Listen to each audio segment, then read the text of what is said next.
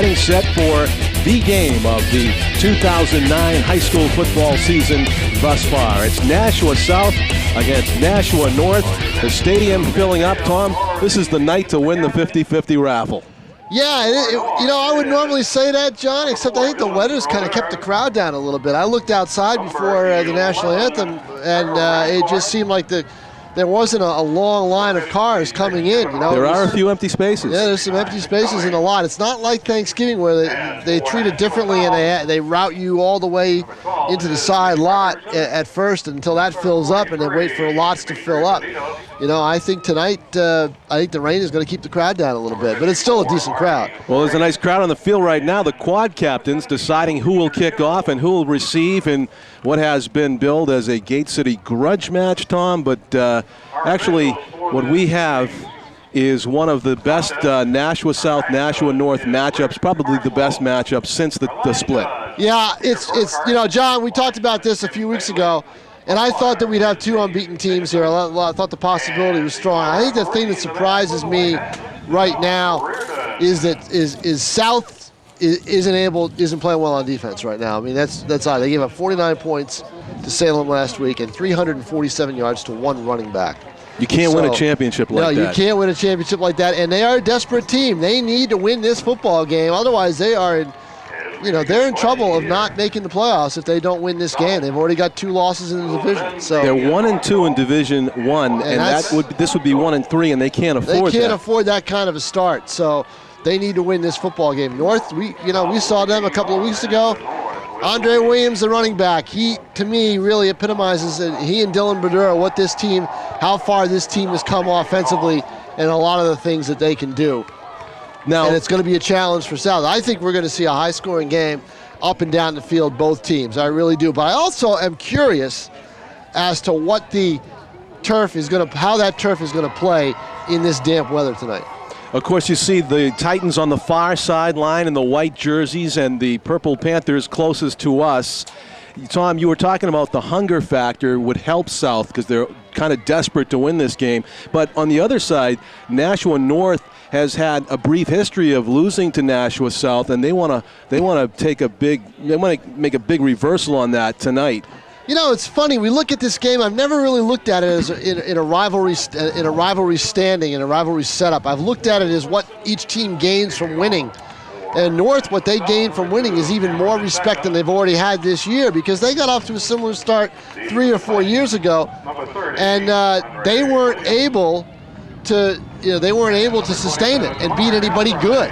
And here's their chance right now to really put to really make their city rivals' life miserable and gain some respectability as well as that ball goes out of bounds, and that'll be probably a choice out to the 35, possibly for North to take the football. Cameron DeCecca handling the kicking for Nashua South. Bounces one out of bounds just before the end zone. It landed at about the 12 and bounded out of bounds before the end zone line, which is a penalty. Back to receive for the Titans was number 27, Jamar Gathright, and he wisely let it go out of bounds. So the field position pretty decent here for the Titans to start things. They elected to receive, and they're at the 35, 1st and 10. What type of offense besides high-powered would you say that the Titans feature? Spread. Both teams use the spread offense, John. That's what's remarkable about this, and that they both use, basically, I think there's some variations of it, but they use the same system almost. Dylan Badaour is the quarterback. They go right to the shotgun. There's a handoff on the first play from scrimmage. Plenty of room to run. He's to the midfield stripe to the 40, and he's going to go all the way. That's 20, Williams. 10. Williams with the touchdown, basically untouched from the backfield to the end zone. That was a 65-yard run for a touchdown for Andre Williams. Wow, we talked about that right away. What would be a key in this football game? And it was the running of Andre Williams. I thought South could not let him take charge of this football game, and he does it right away. I've covered a lot of Bishop Girton games this year, and that's what I'm used to seeing, is just one hand off and somebody's gone, and that's it. 11 seconds, Tom. 11 seconds in. I saw this North team jump up on a good Central team, 17-0 in the first quarter earlier this year. That's a good offense over there, John. I think by the time he hit the line of scrimmage, Tom, you might want to take about 2 or 3 seconds off the clock. So it took only 8. It was an 8-second dash to the end zone for Andre Williams. He took somewhat of an uneven line, wasn't a straight line. So he showed off his speed right there. I think that breaks down to about a 7-second, 65-yard dash for Andre Williams. I think it does. That's for sure. Tremendous play to start the game for the Titans, a tremendous statement play, and more problems for Nashua South, as Tom mentioned, giving up 49 points to Salem. And 11 seconds into this game, they find themselves down 7-0 after the conversion kick by the Titans. Right there. Teeing it up for the Titans after the extra point is Anthony Goodis. And he kicks it off from the 40, end over end. It's going to come down at about the 15-yard line, fielded on the fly. And is it on the turf? It's a fumble, and Titans come up with it. Number 48 on the recovery for the Titans was Devin Blaze. Blaze capitalizing on apparently a slippery football that came out of the hands of the South returner. And just like that, the Titans, adding insult to injury for South, recover the kickoff fumble and have tremendous field position. And again, with only 11 seconds gone in this game, Titans threatening to go up by 2 scores quickly. Unbelievable, John, and that's just not the start, obviously, to Nashua North Division. Actually, that took 6 seconds off the clock, and here go the Titans. Shotgun. New quarterback into the game, or the other quarterback for the Titans is Brandon Karkanis, and he hands it off up the middle. That was Williams again for a couple of yards, John, down to the 25. That time South defended that better because there wasn't a little bit of deception. There was a little bit of a deception on that first on that touchdown run. That was a straight handoff for Williams. It's funny you said the spread offense, and they really spread him out for Williams before he hit the hole and was off to the races. That time, as Tom said, they stuffed it up in the middle. Williams gets the handoff again. This time he wades through 3 or 4 arm tackles and makes his way to about the 20-yard line. About 20. He's already got 73 yards, John, on 3 carries. Wow. The 100-yard mark is... That's just, I mean, this is a defense almost a given. This is a defense that has struggled this year against the run. 3rd and 2 for the Titans. Williams again has it. I believe he was right at close. the marker. But again, if you're north, why would you do anything else? Right. Yeah. I mean, it's like a long bomb pass, the way those holes open up and the way Williams can run. So the marker, they're going to measure it, perhaps. Yes, the officials are going to call a timeout so they can bring the chains out. It was a forward momentum play for Williams, using his power that time.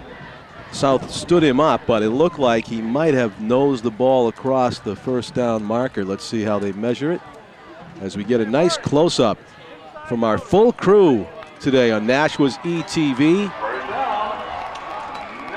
It is a first down for Williams and the Titans. 1st and 10 from the 20. Officially in the red zone are the Titans.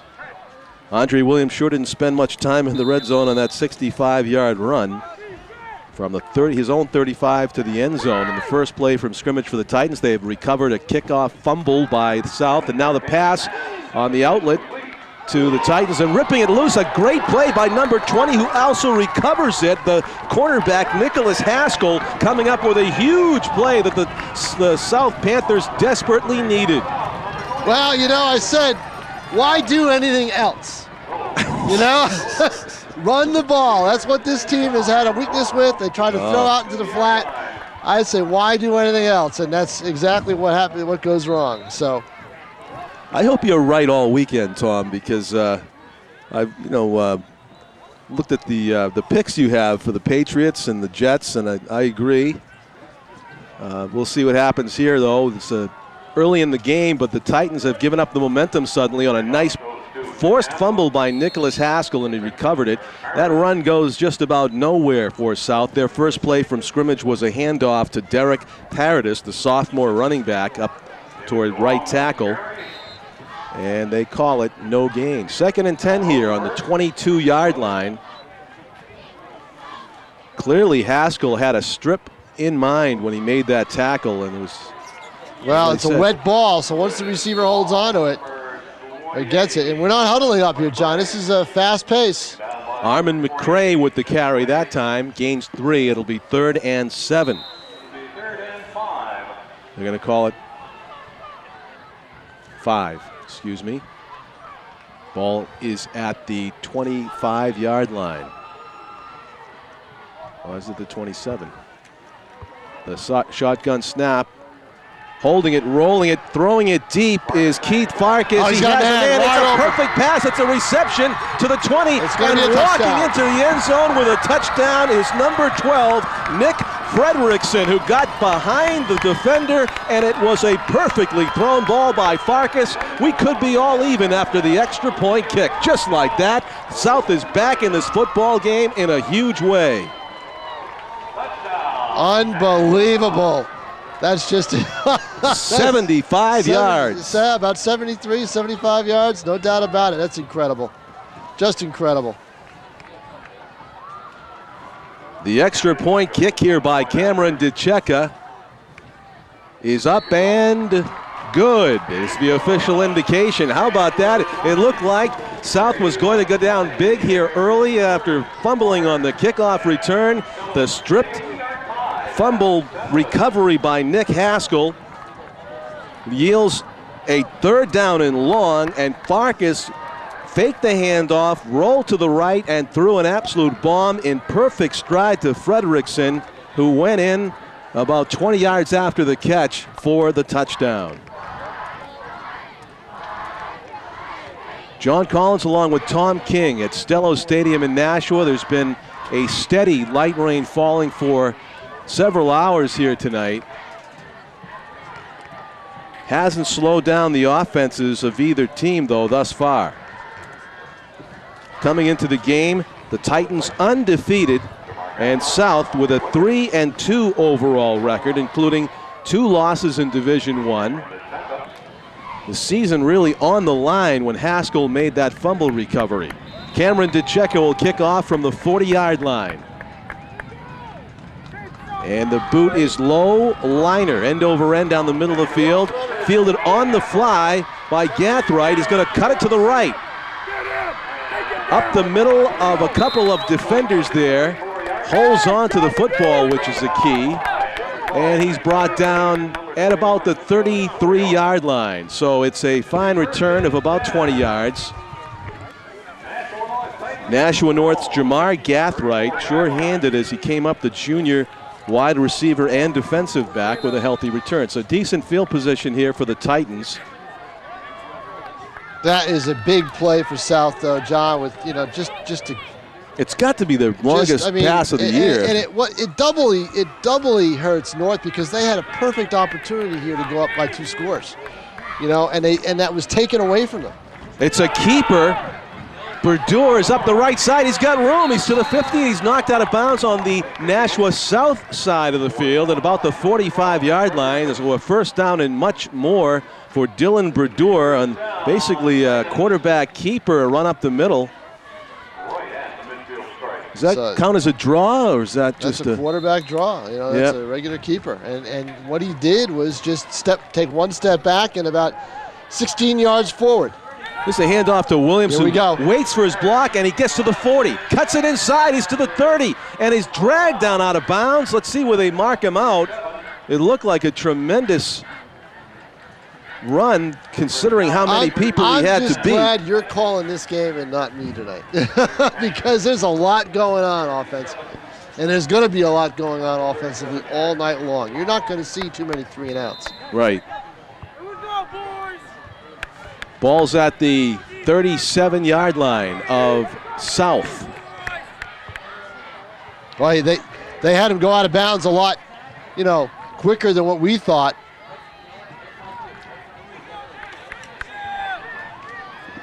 It didn't look as though, from here that he had stepped out, but he did step out, we thought he was going to have the ball around the 25-yard line. Nice move by Brodeur to go to his Farkas left. going outside. He's going to be hit to the turf. I believe that's a loss on the play or no gain. Yeah, it looks like Brodeur. It looked like Brodeur lost. Brodeur, excuse me. Looks like he lost a yard. Well, they're going to call it no gain where they mark the chain. The senior quarterback for the Titans.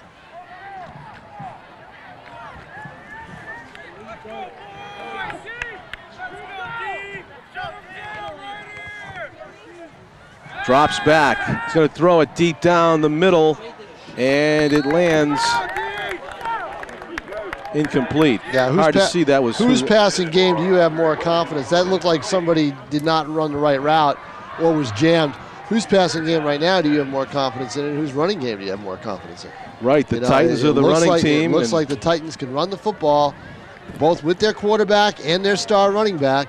And, of course, with Sal Farkas, he's just got a tremendous arm and is using it. He's only a junior as well.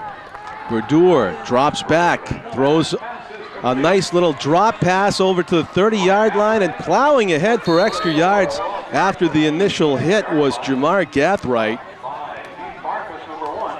And that will be close to a first down. Let's see, the referee's eyeballing, and he's going to call it a first down. They're going to move the chains. He's going to call it a first down at about the 27-yard line, so a 10-yard gain on that pass. So how important was Gathwright's extra effort driving with his legs to pick up 2 or 3 more after the hit? He gets the first down, knowing where you are in the field. Williams is dragged down, and a helmet or something came flying out of the pile, and it was thrown out of there by number 54 for the South. The Martin Voorhees just launched a helmet. It looked like he ripped it off the head of Williams, who says he's okay. Somebody on the bench wanted to know how he fell. How do you get a helmet off without getting the penalty, like when you rip it and throw it? I've seen it in the pros. I've seen it happen in the pros. In fact, if you don't face mask. In fact, I've seen it happen this year. Williams gets about 6 yards on that. It should be 2nd and 4. I guess you can grip the backside of it, and it's not a penalty. In the shotgun. Brodeur throwing across his body down the middle. It is dropped off the fingertips. It was a tough catch, to be fair, for Eric Muite. M-U-I-T-E. Well, you know, the coaches up here saw it. They thought it was going to be a touchdown. They're right next to us. Our audience is going to hear a little bit of them in the background, because they thought they had an open man, and they did. The pass just a little wobbly, kind of hung up. South got his defense back. Receiver got a little nervous and couldn't hang on to the football. You know, it was catchable, but at that, you know, with the wet field and kind of throwing the ball across his body as Brodeur did, it was sort of a long shot catch by Eric Muite, and it fell incomplete. So here's the Titans now sprinting out to the right side, 10-yard line, cuts inside, hit from behind, driven to the turf at about the 8-yard line or 9-yard line. A great offensive play for the Titans when they needed it to keep this drive alive. Ball's on the 3. They got 3 yards to go. It'll be 2nd down. Dylan Brodeur. Is it 1st and goal at the 3? Dylan Brodeur can really motor it. 1st and goal at the 3. Gets an 18-yard run. 18 yards is the first down, of course, and we have a timeout taken by the Panthers on defense. 128 yards on the ground for Nashua North already in this football game. Now, of course, a lot of it is on one long touchdown run, or at least a good chunk of it, but still, that's a lot of that's a lot of real estate. They do have one pass completion, but it ended with a fumble that was recovered by Nick Haskell, who actually stripped it free. And then, of course, the South Panthers, they threw that 75-yard touchdown pass, Farkas to Fredrickson, to even this game up. Now the Titans threatening to go back ahead with 6.5 minutes to go in the first quarter. Tom King promised us an up-and-down game, and that's exactly what we've had thus far. And it's still early. John's already exhausted. It's like a tennis match almost. I'm telling you, it's like I said, I'm glad you're calling it, not me, because you're going to be busy. Every play is a potential touchdown in this football game. That's how you have to look at it. Every play from scrimmage is a potential touchdown. I mean, realistically, I mean, you could always say that in a game, but realistically, every play from scrimmage, somebody can score. Calling signals. Badaour is going to keep it. He runs right to the right side and walks into the end zone. Waltzes in. Badaour, Dylan, senior quarterback, scores the second touchdown of the game for the Titans. Here with 6:41 to go in the first quarter, it's a 13-7 North advantage. Badaour also does the holding for Anthony Guidis. Badaour handing the ball to the referee acted like he'd been in the end zone before. These guys know what they're doing. They see it. I mean, isn't it amazing? Have you ever seen two teams? Now, John, you hate to play this game because it's been so overplayed over the last 4 or 5 years. South gets penalized here. It's been overplayed over the last 4 or 5 years, but can you imagine if there was just one school? Can you imagine the offensive talent? Yeah. Wouldn't it be? It would be. They'd have to take some of the offensive talent and put them on the defense. It would just be amazing. I mean, it really would. I mean, I can't stress that enough.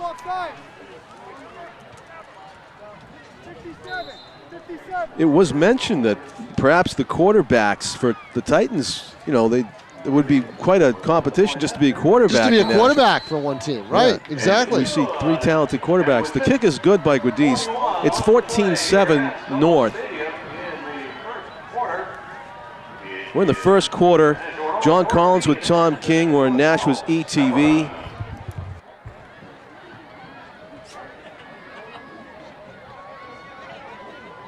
And we are looking forward to a full plate of other high school sports tomorrow. Soccer, lacrosse, more football coming up, of course, as the Turkey Bowl approaches at the end of November between these two teams. They'll meet at least one more time. This game really is to determine if there might be a third meeting in the playoffs in Division I, and that would probably depend on South coming up with an upset victory here tonight. South, who has lost in the season so far to Central 20-14 and Salem 49-35, even though they're defending champions, have to be considered the underdog in this one to the undefeated North Titans. But if South is going to make the playoffs, they probably have to come up with a huge win tonight. Fielding it and running it back is Basora. He's got the left hash mark. He's making his way down. Now catching up, the pursuit comes from behind as the Titans try to pull the ball free. Basora recognizes it. Nilson Basora, the junior wide receiver and kick returner, with a healthy return back to the 45-yard line of South on their side of the field. They'll take it 1st and 10.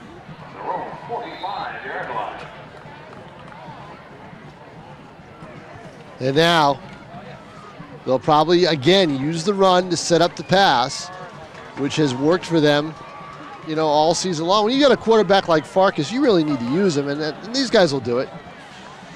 Farkas is going to start in the shotgun.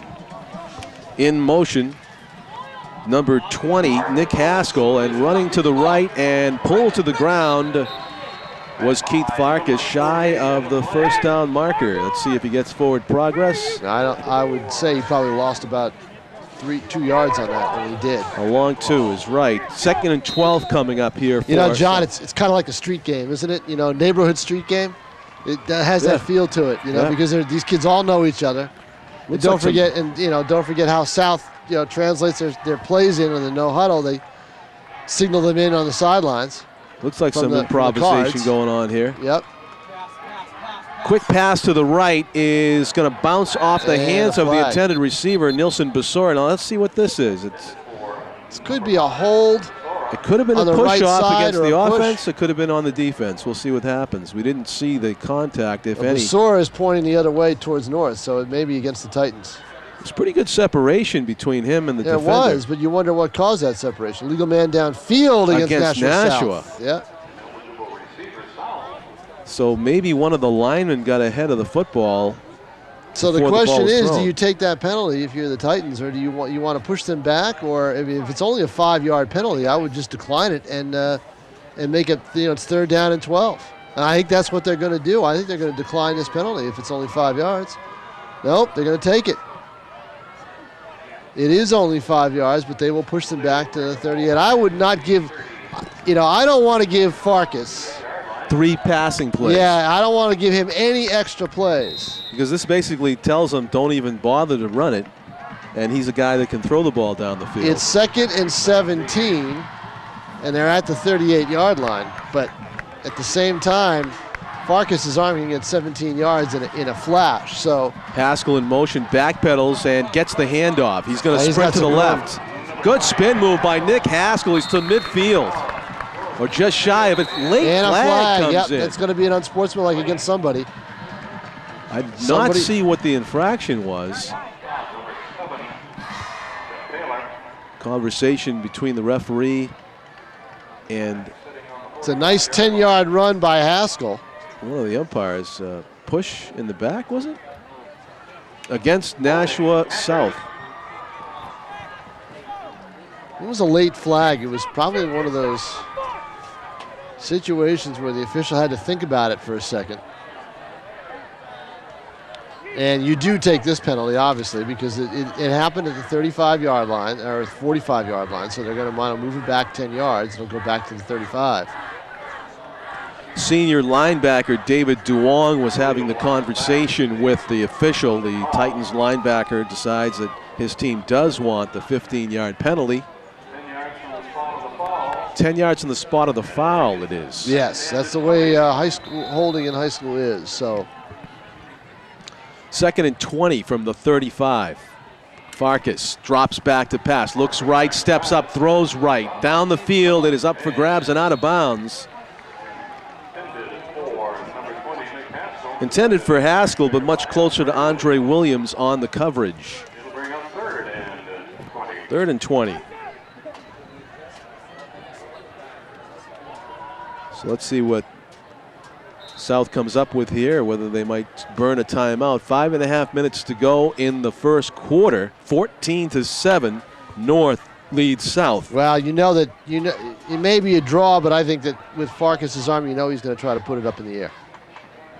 He's got a lot of receiving options here, including in motion.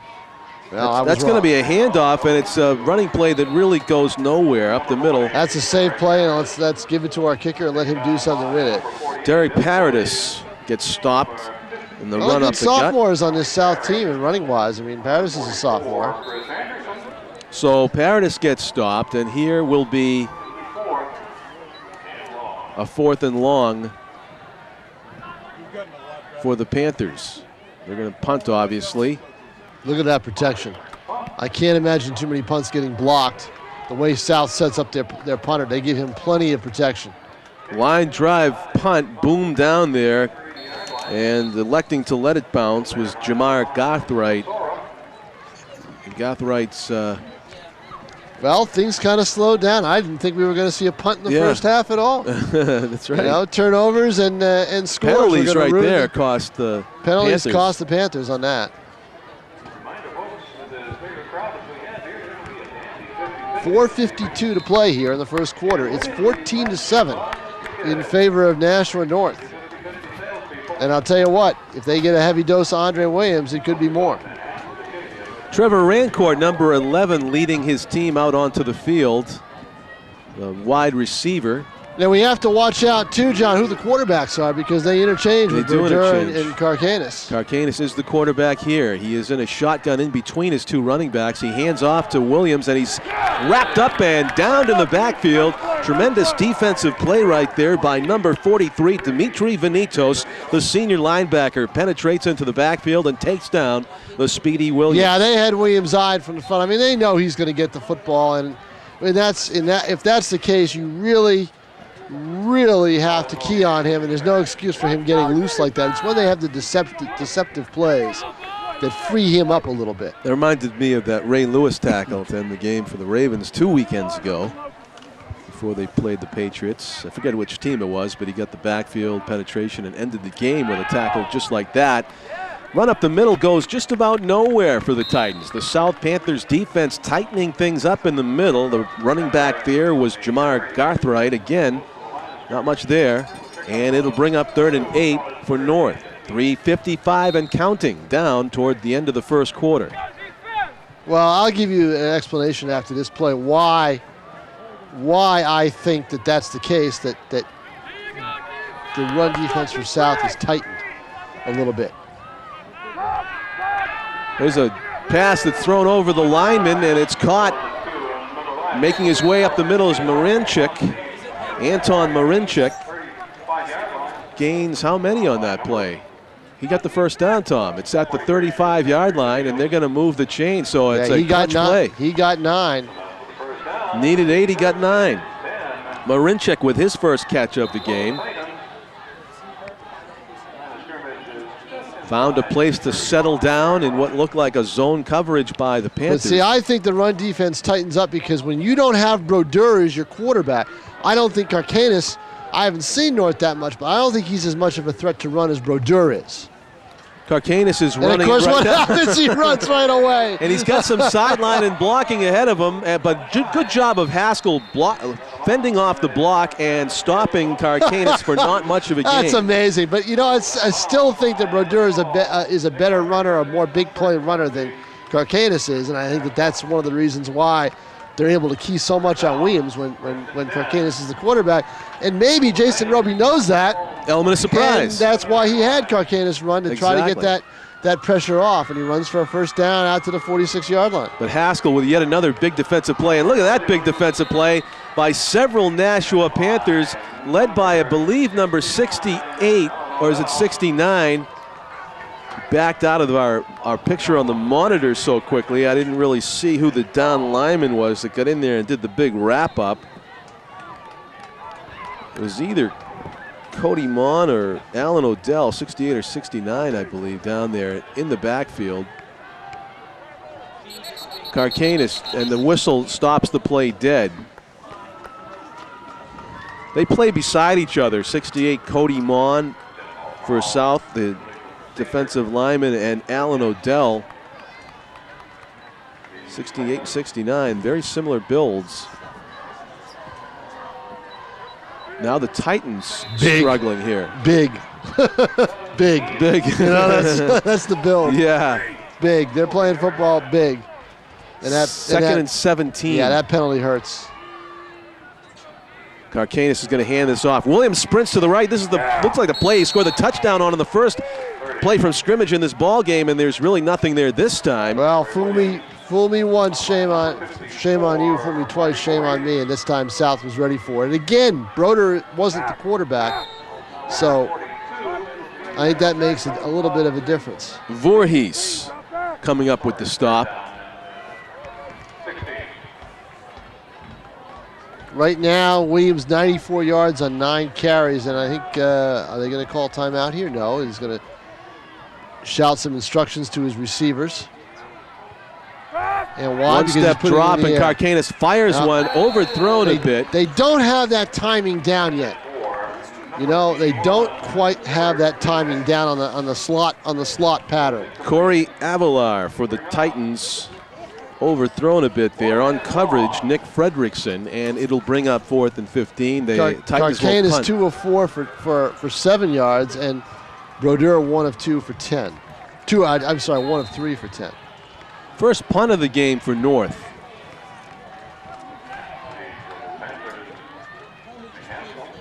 A high snap going back to get it and booting it from the 20. Ball will end up bouncing to Haskell, and he's going to kick it to the left. And he's got some room, 30. Jumps over another would-be tackler and gets downed at about the 38-yard line. Good run after a bouncing ball punt. But, you know, you always want the football in the hands of your best athletes. And, you know, this is the first time I've seen Nashua South this year. And if I'm the Panthers, I want the ball right now. The 2 best athletes offensively out on the field that I can see are Farkas and Haskell. And I want the ball in their hands as much as I possibly can have it. Haskell's number 20, and you see him there split to the slot right. 4 potential receivers right here for Farkas. One of them is in motion. That's Armin McCray, who ends up with the football. Number 28, dragged down from behind, loses the ball momentarily, but recaptures it, so there is no fumble on the play. And a fine tackle appeared to have been made by number 7, Jeff Taylor. Although we hear our fine public address announcer, Bob Bates called Proto on the tackle. Proto, so yeah. It was a good team effort there by the Titans, holding against South. Yeah, I saw that flag on the bottom of the pile, and I wasn't sure if the official used it to mark the football or not. Here's the question again, Tom. You push him back or not?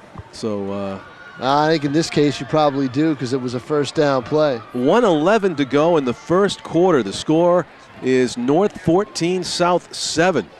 This game started out with a flurry of scoring. We thought it would be. And make matters worse, John, the hold was at the point of attack where he lost 2 yards. So they not only lose 2 yards on the rush, the running back loses 2 yards, and then the penalty costs them, 10 more yards. So they lose 12 yards on that one play. So it's 1st and 22. We thought it might be a game where the last team that had the ball would score the last touchdown, but all of a sudden the offenses have stalled here in the late going of the first quarter. Farkas has a lot of time. He fires it across the middle, and it is incomplete.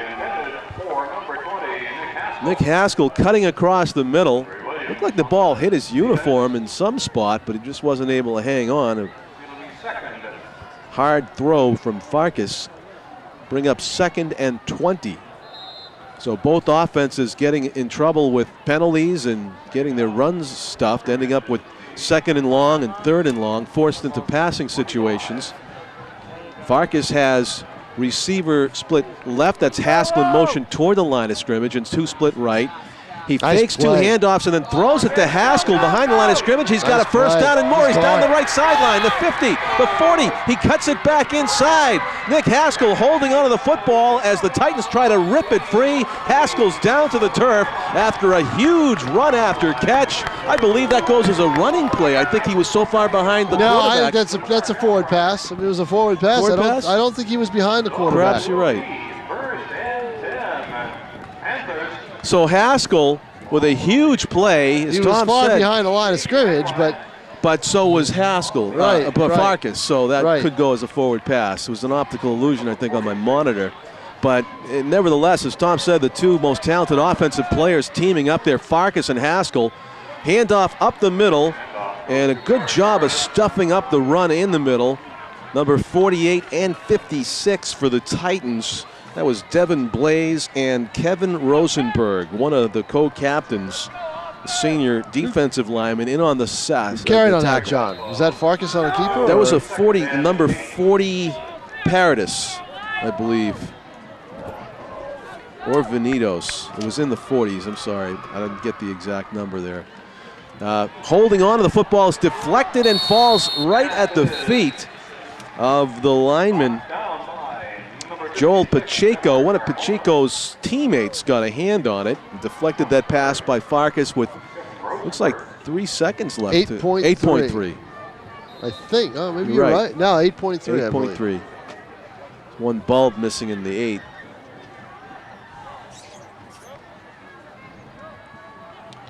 So let's see the last play of the first quarter. Probably. It's a big 3rd down play for Nashua, for South. Faking the handoff, looking right. Basora with it, the 20, the 15, the 10. Will he get in? He's wrapped up and out of bounds. Tackle made by Anton Marinchik, but damage done. Nilson Basora gets loose down the left sideline on the play that does not end the first quarter. 0.2 seconds remain. And he's out of bounds at the 8-yard line. It's 18 yards. The quarter that would not die, 0.2 seconds. And the Panthers will try to even it up before this period ends. 1st and goal from the 8-yard line. Handoff up the middle and stopped. Well, on that play, they tried to fake the same play they used to Haskell to get down here. Right, the pass to the right. Paradis carries the football and gets lost in the sea at the 5-yard line, and that'll do it for the end of the period.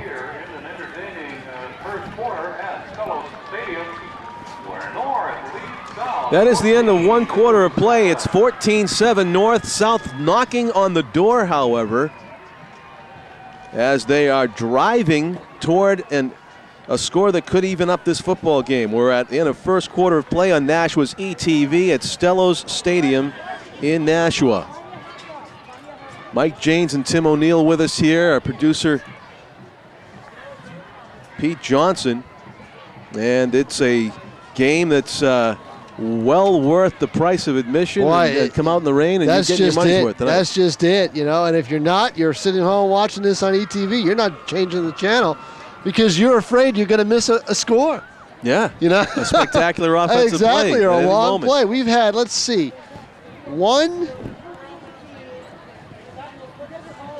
2, 3 plays in this game over 40 yards already. So. And those won't be the last either. No, exactly. So North coming into the game with a 4-0 record. The handheld shots that you are seeing in this game, if you're watching on the replays, will be Jim McLean down on the field. So we have the full crew here tonight. We have Jim McLean, Tim O'Neill, and Mike Janes on Nashua ETV for this one. And both these north-south teams are full crews too, John. It's just amazing the amount of offensive talent they have on the field. It's shaping up to be a classic here. Let's see if South can push this one in. A quick hitter over the middle is almost picked off by the Titans. Andre Williams had the ball in his hands and started to run with it before he made the catch. And that's why he dropped the ball. A pass that really should not have been thrown. Because I think he saw a lot of real estate in front of him when he caught it. If he could have gotten through a gap. He was about to embark on a 100-yard dash, except he did not have the baton. The football. Good analogy. Farkas darts one across, and what a catch! Sliding to the ground as he reached behind and made the grab. Nick Frederickson comes up with his second touchdown reception of the game. Farkas and Frederickson hooking up again. It's 14-13, and the extra point, if DeCecca can kick it, will even this one up. What a great job of incredible throwing the football where only Frederickson could catch it. And he used the slippery field to his advantage, allowing his feet to slide out and reach back and make the sure-handed catch. The hold by Haskell, the kick by DeCecca. We've got a tie ball game, 14-14, just seconds into the second quarter here at Stellos Stadium. We're dead even. That's just an incredible athletic play by Frederickson. That's the one thing, you don't get good offenses without good athletes. And that's what you've got here tonight. You know, the people who are fans of offense in football will often say there's no real defense against a perfectly thrown pass and catch, and we're seeing some of that here today. Farkas and Frederickson, that 75-yard touchdown was tremendous in stride, and that one was pretty good too. I mean, there's really nowhere for the Titans no way for them to stop it. It was thrown to a little spot near the turf behind the receiver. And Frederickson was able to make the catch. 14-14, 11 minutes and 51 seconds to go in the second quarter. Lots of great football still to be played. Teeing it up is DeCecca at the 40-yard line.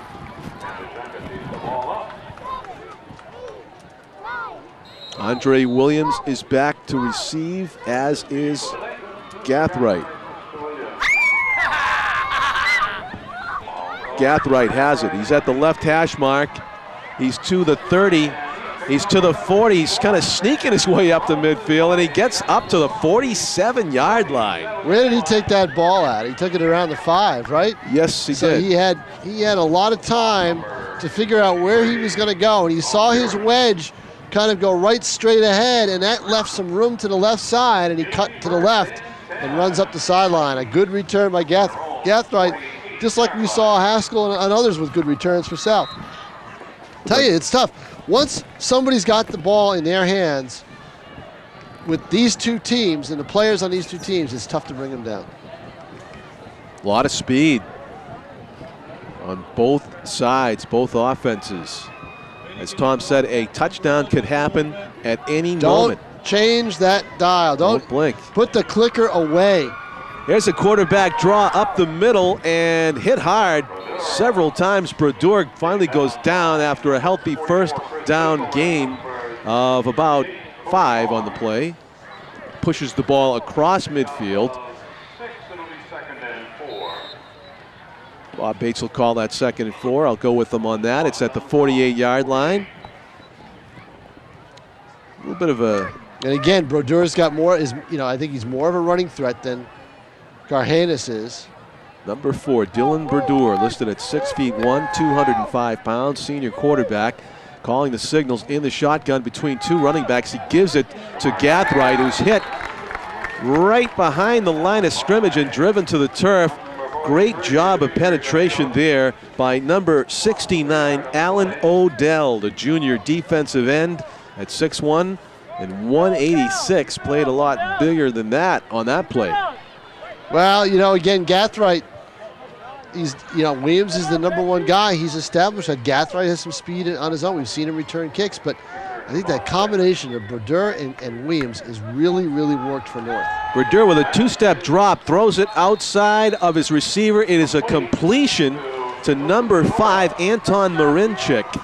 That was one of those passes that only the receiver could have caught. It was thrown to the outside, and a short-handed play by Marinchik will move the chains.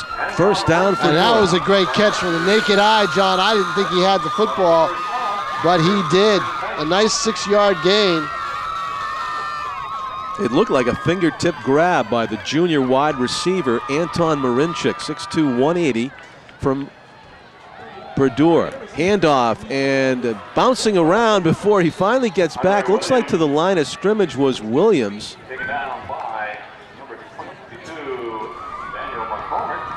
Daniel McCormick gets credited for the tackle. Give the Panthers a lot of credit.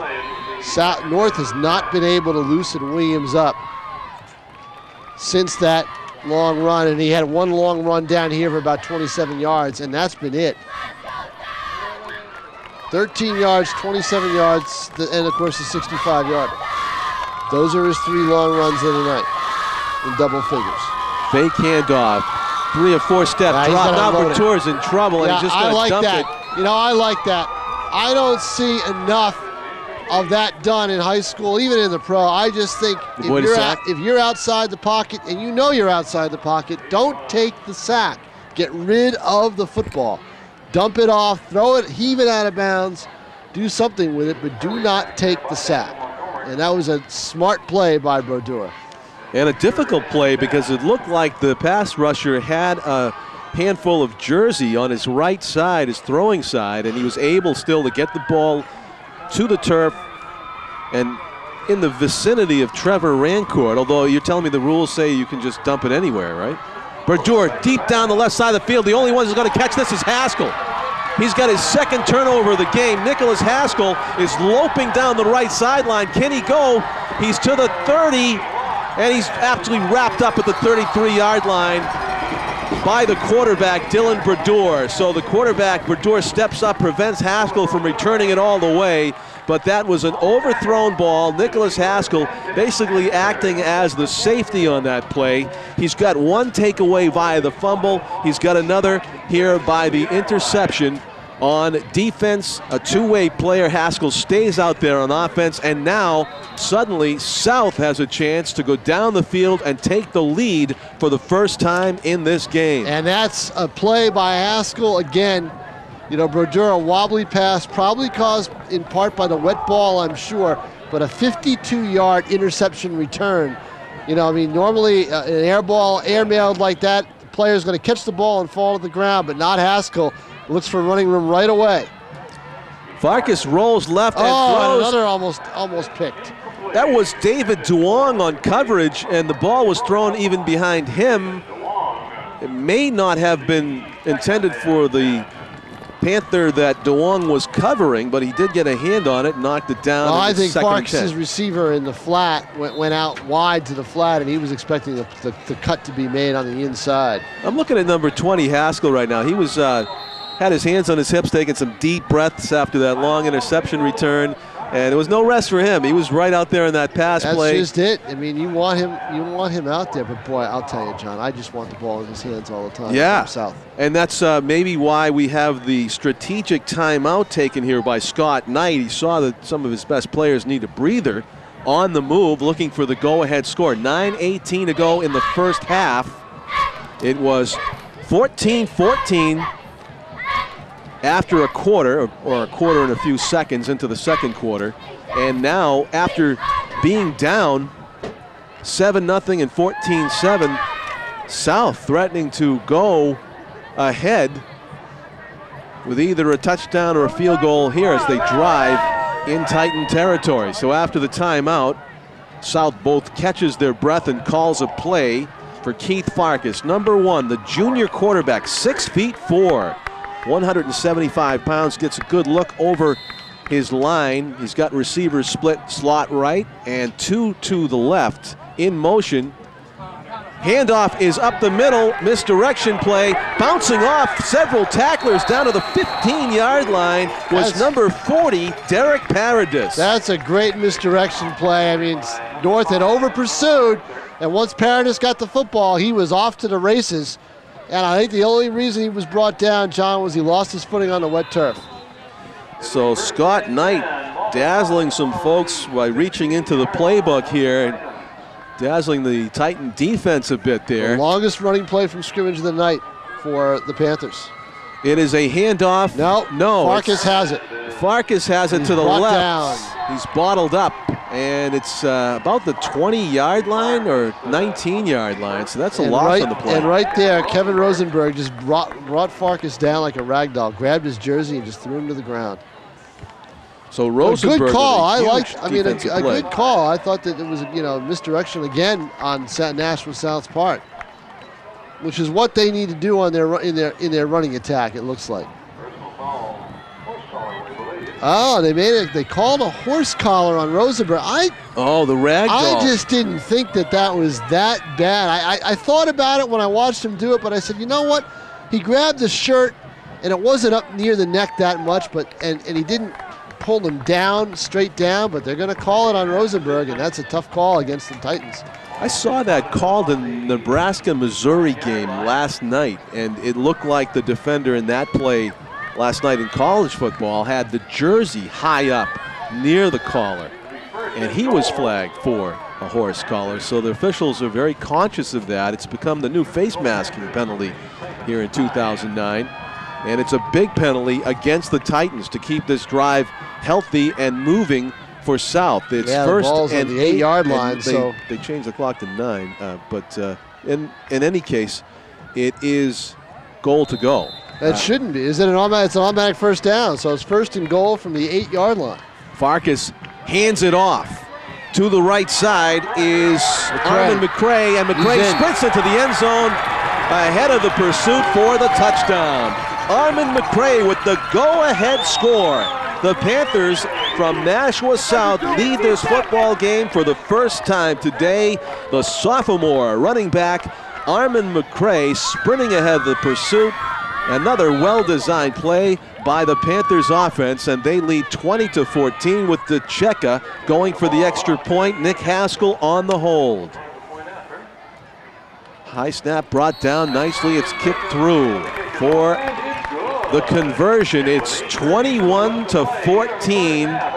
And Tom, who would have thought after the way the Titans opened this game with a 65-yard sprint for Andre Williams for a touchdown, followed by recovering a fumble deep in the Panthers' territory on the ensuing kickoff. Who would have thought that the Panthers would have the lead here? I think one of the things is whatever adjustment Al Neville, the defensive coordinator for Nashua South, has made, it's been a good one. He's a good coordinator, and it worked.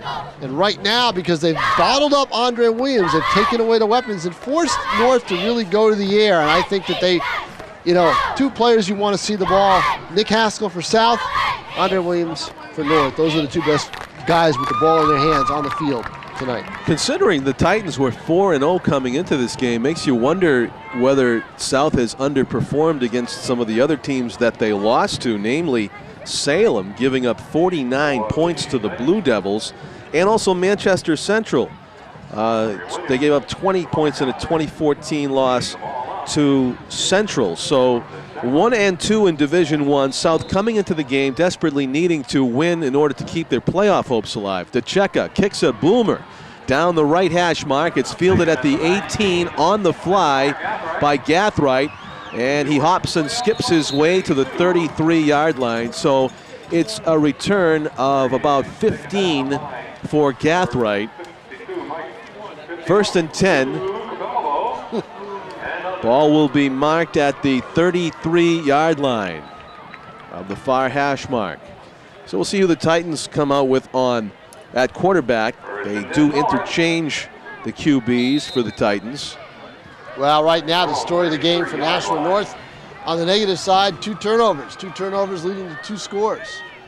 2 turnovers by the great defensive play of Nick Haskell. Right, Haskell has done the job.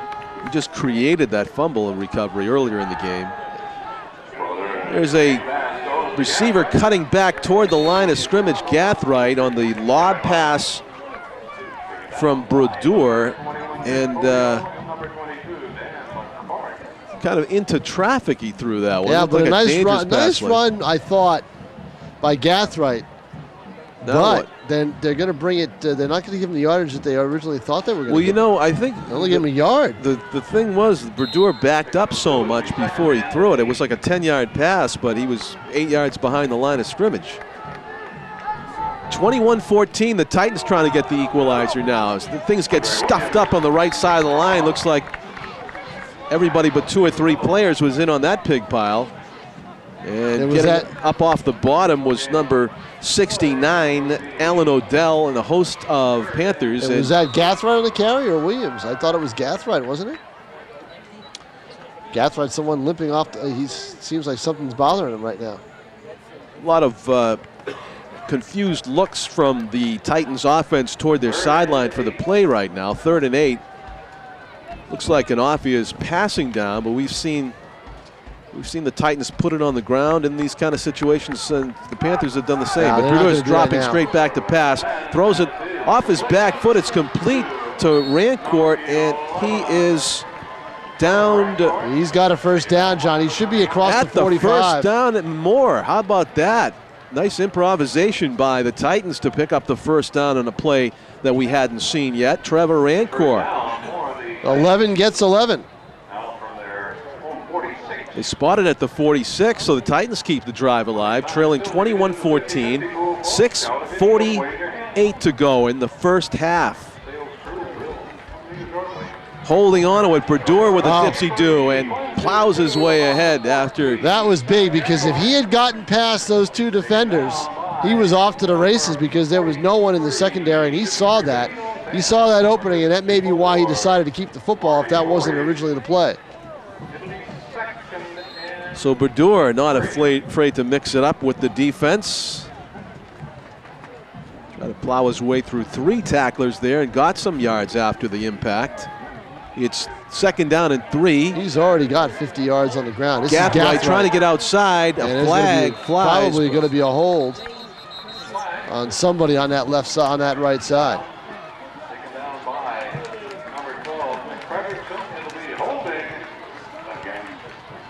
That is the indication, holding against the Titans, so negates a run close to a first down by Gathright. And it'll be, it was 2nd and 3. Now let's see, it'll probably be 2nd and 8. Well, it depends on, remember, that's another spot of the foul call.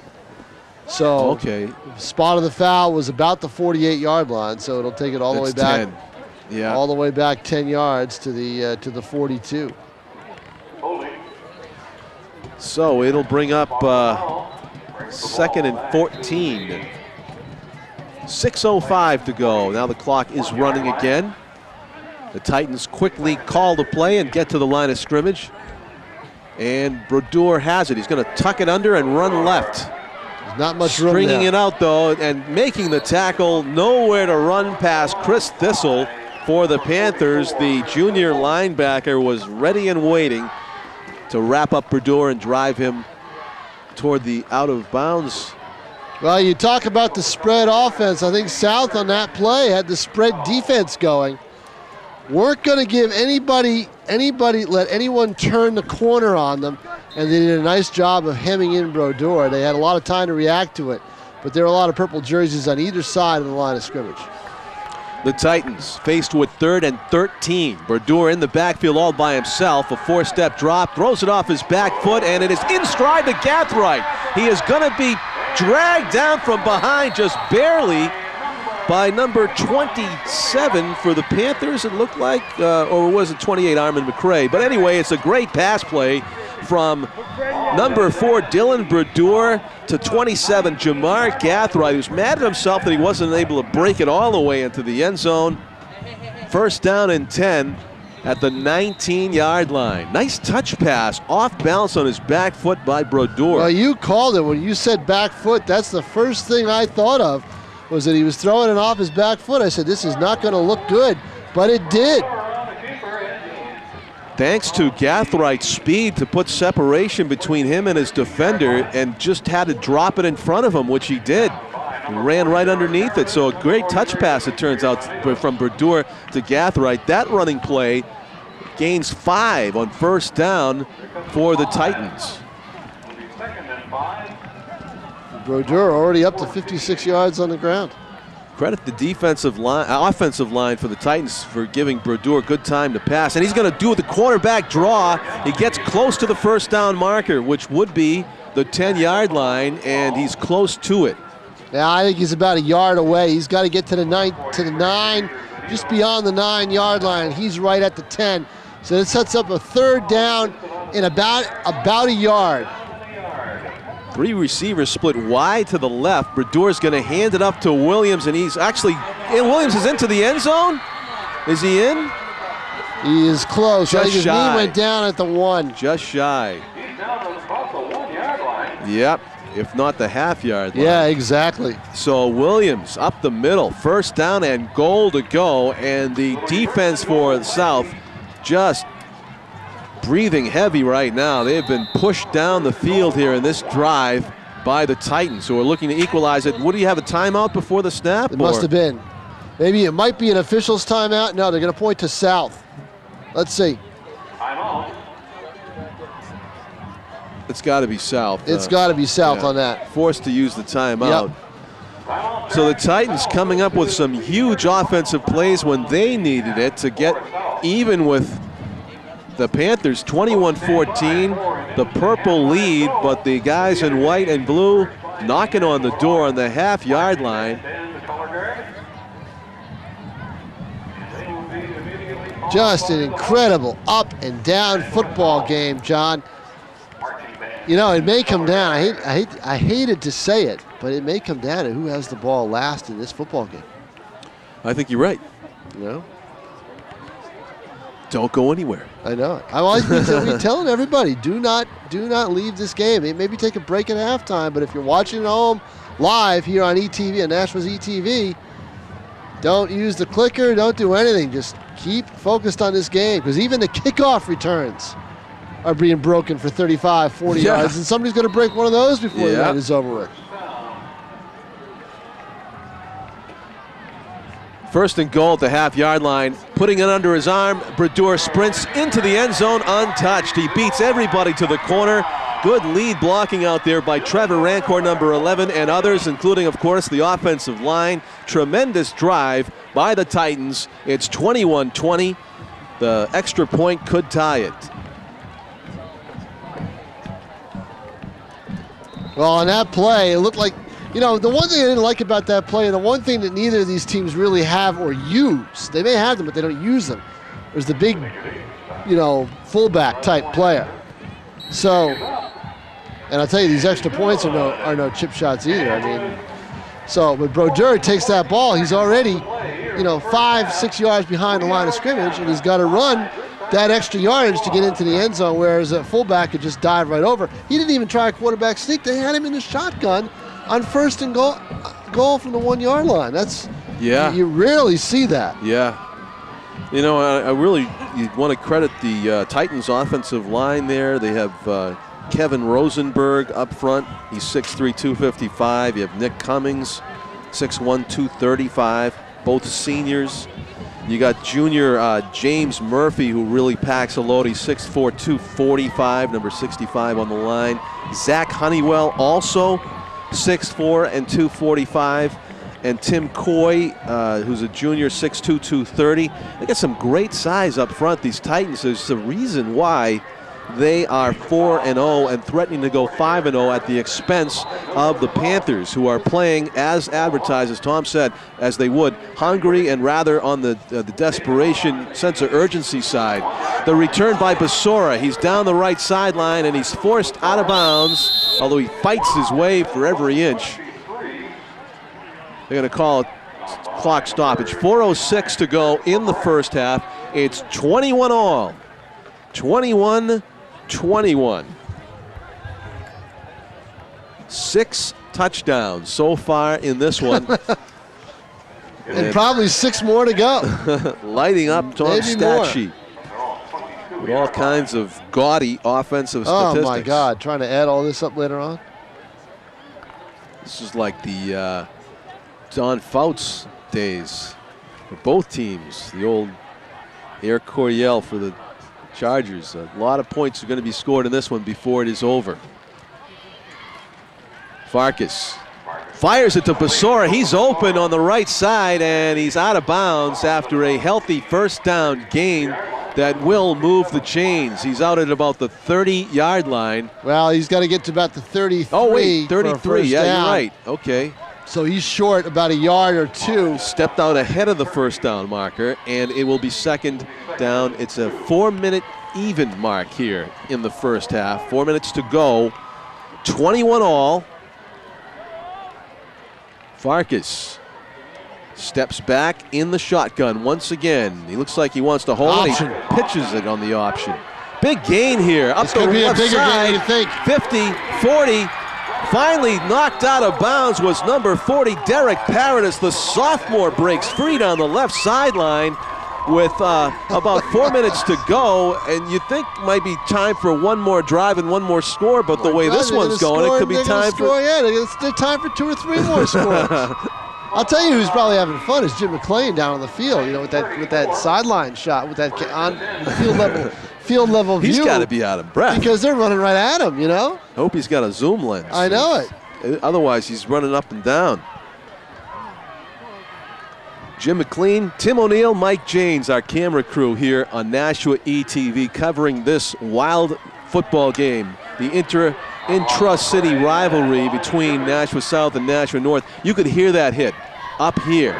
I believe it was number 48, Devin Blaze, who handed out the hit for the Titans and knocked number 28, Armin McCray, to the turf at about the line of scrimmage. It's 2nd and 10. And you know, we haven't seen a lot of that hitting tonight because this hasn't been a hitting type of game. It's like trying to catch a ghost, you know, exactly. The guys with the football are running by everybody. Farkas in the shotgun.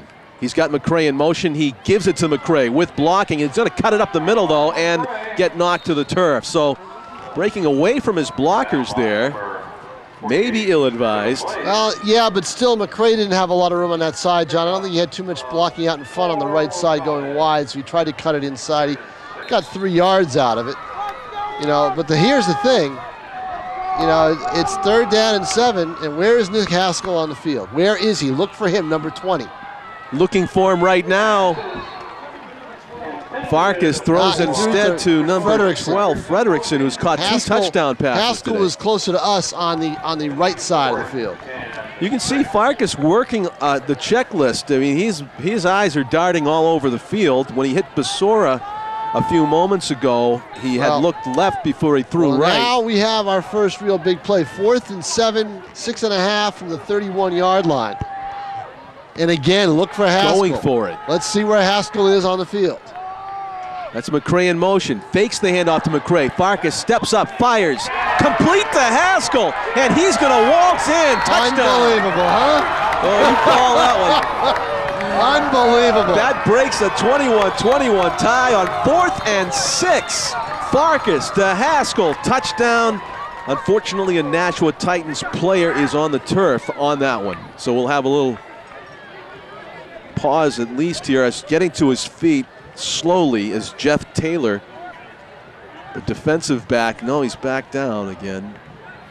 Appears to be in a little bit of pain. It is a touchdown So you had the ball on the 31-yard line, a 31-yard pass play, cutting across the secondary. Just a nicely thrown ball.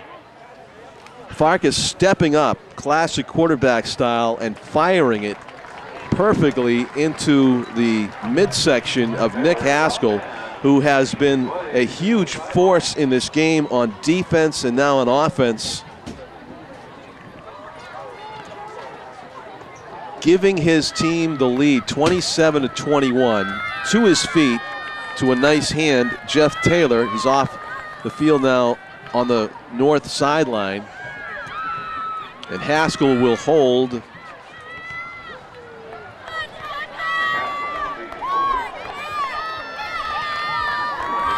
I almost hate to see Haskell hold the ball, you know, because he can do something with it. Cameron DeCecca. Unbelievable. This kid can really do a lot with the football. Kicks it through. So we have a 28-21 advantage South.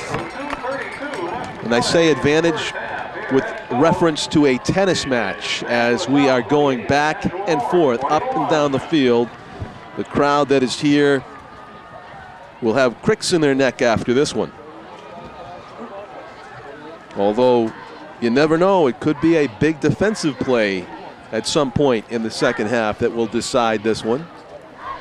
But right now it is a war of offenses, 28-21 with 2.5 minutes to go in the first half. And as Tom said only half jokingly, that's time for 2 or 3 more scores. Oh, I meant it.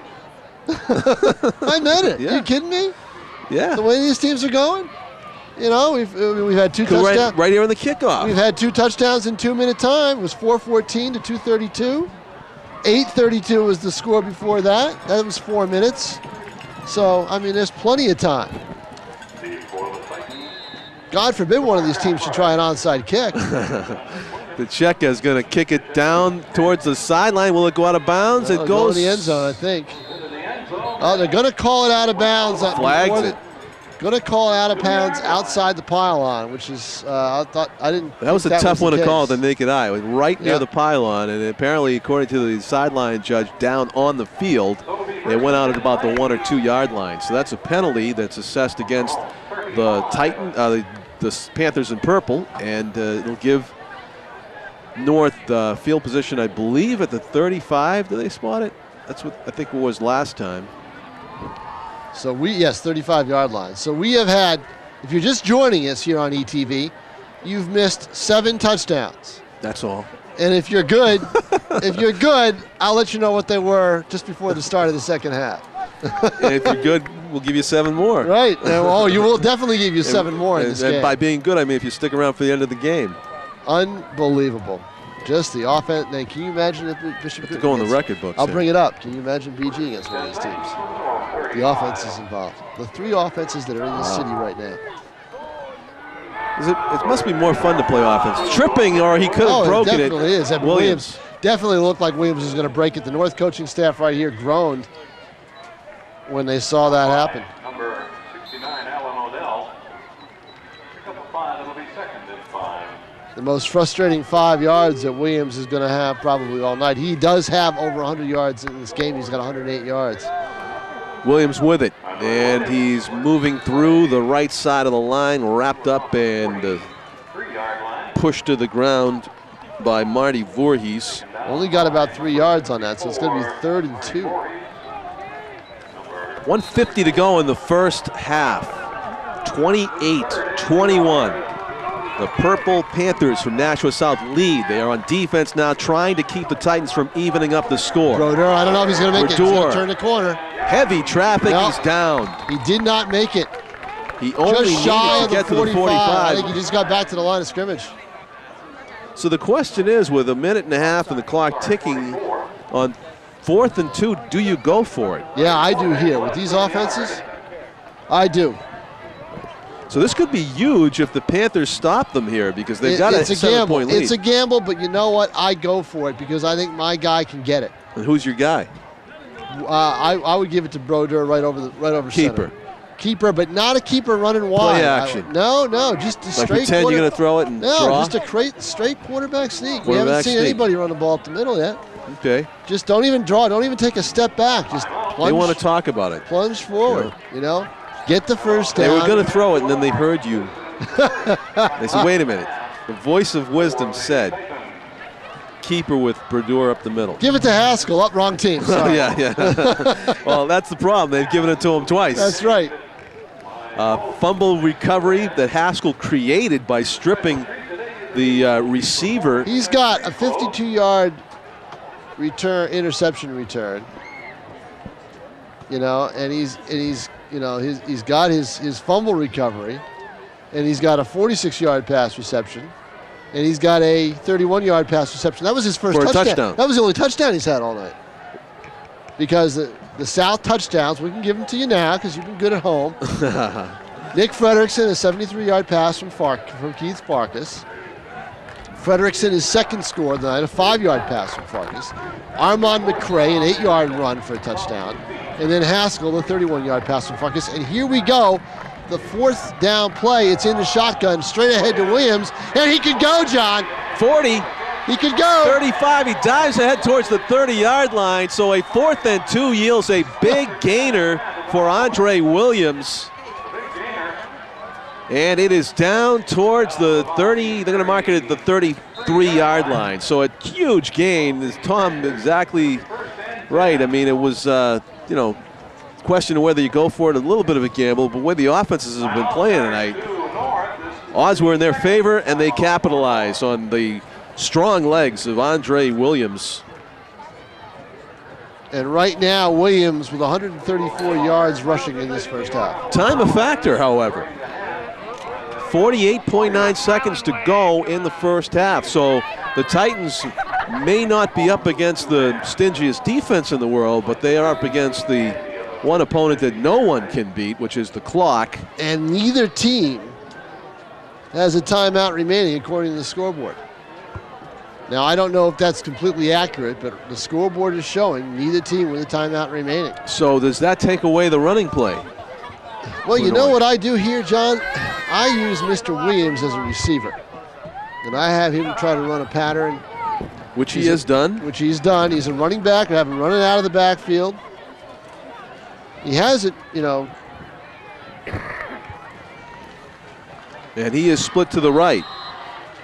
Also look out for number 5, Anton Marinchik. Number 5 was split widest to the right. Backing up to pass. Badaour's heavy pressure. He gets rid of it up in the air, and it's intercepted by number 12. And that is Nick Frederickson down the right sideline. He's staying in bounds. Heavy hit driven out of bounds by Rancourt at the 40. And they were doing it. They were going for Andre Williams, and Frederickson was on him. Athlete versus athlete. The only problem was pass off the back foot. Didn't have the Gathright touch that it had earlier. Yes. And that ball hung, and it hung too much. And the pass is intercepted by Frederickson, and a great play by Frederickson. I don't know if that was a blitz or just a straight pass rush, but it definitely Whatever it did, it rattled Badaour. Yep. And that is the third North turnover of the night. Nice tight coverage by Frederickson. He really didn't give any space to the receiver, and when it was underthrown, he reacted first. And now, with 33 seconds left, now the Panthers can play that game of maybe we can score before the half ends. And they're going on the ground to try to do it.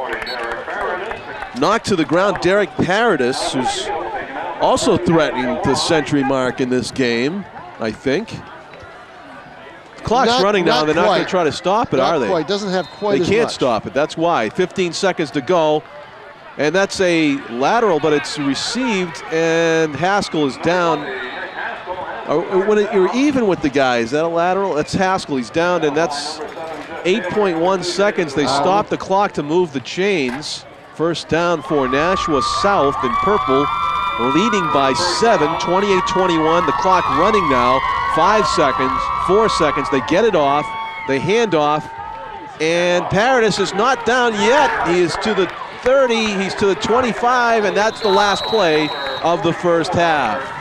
So time to catch everybody's breath here after a breathtaking show of offense in the first half of play at Stellos Stadium. We are at Stellos Stadium in Nashua, New Hampshire, and it is a tremendous football game to this point. At halftime, the score is Nashua South 28, the Nashua North Titans 21. John Collins with Tom King, along with our camera crew of Mike Janes, Tim O'Neill, and Jim McLean. It is anybody's guess how this one will turn out. We are going to take a break.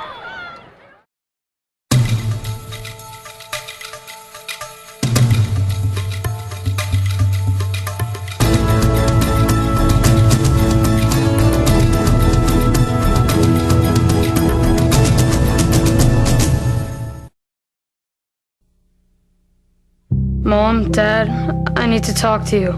I'm scared. I don't think I can go back to school tomorrow. There's a guy and some of his friends who are after me. They hate my clothes, the way I talk, everything about me. I know. You're stupid and ugly. Did you hear me? I'm scared.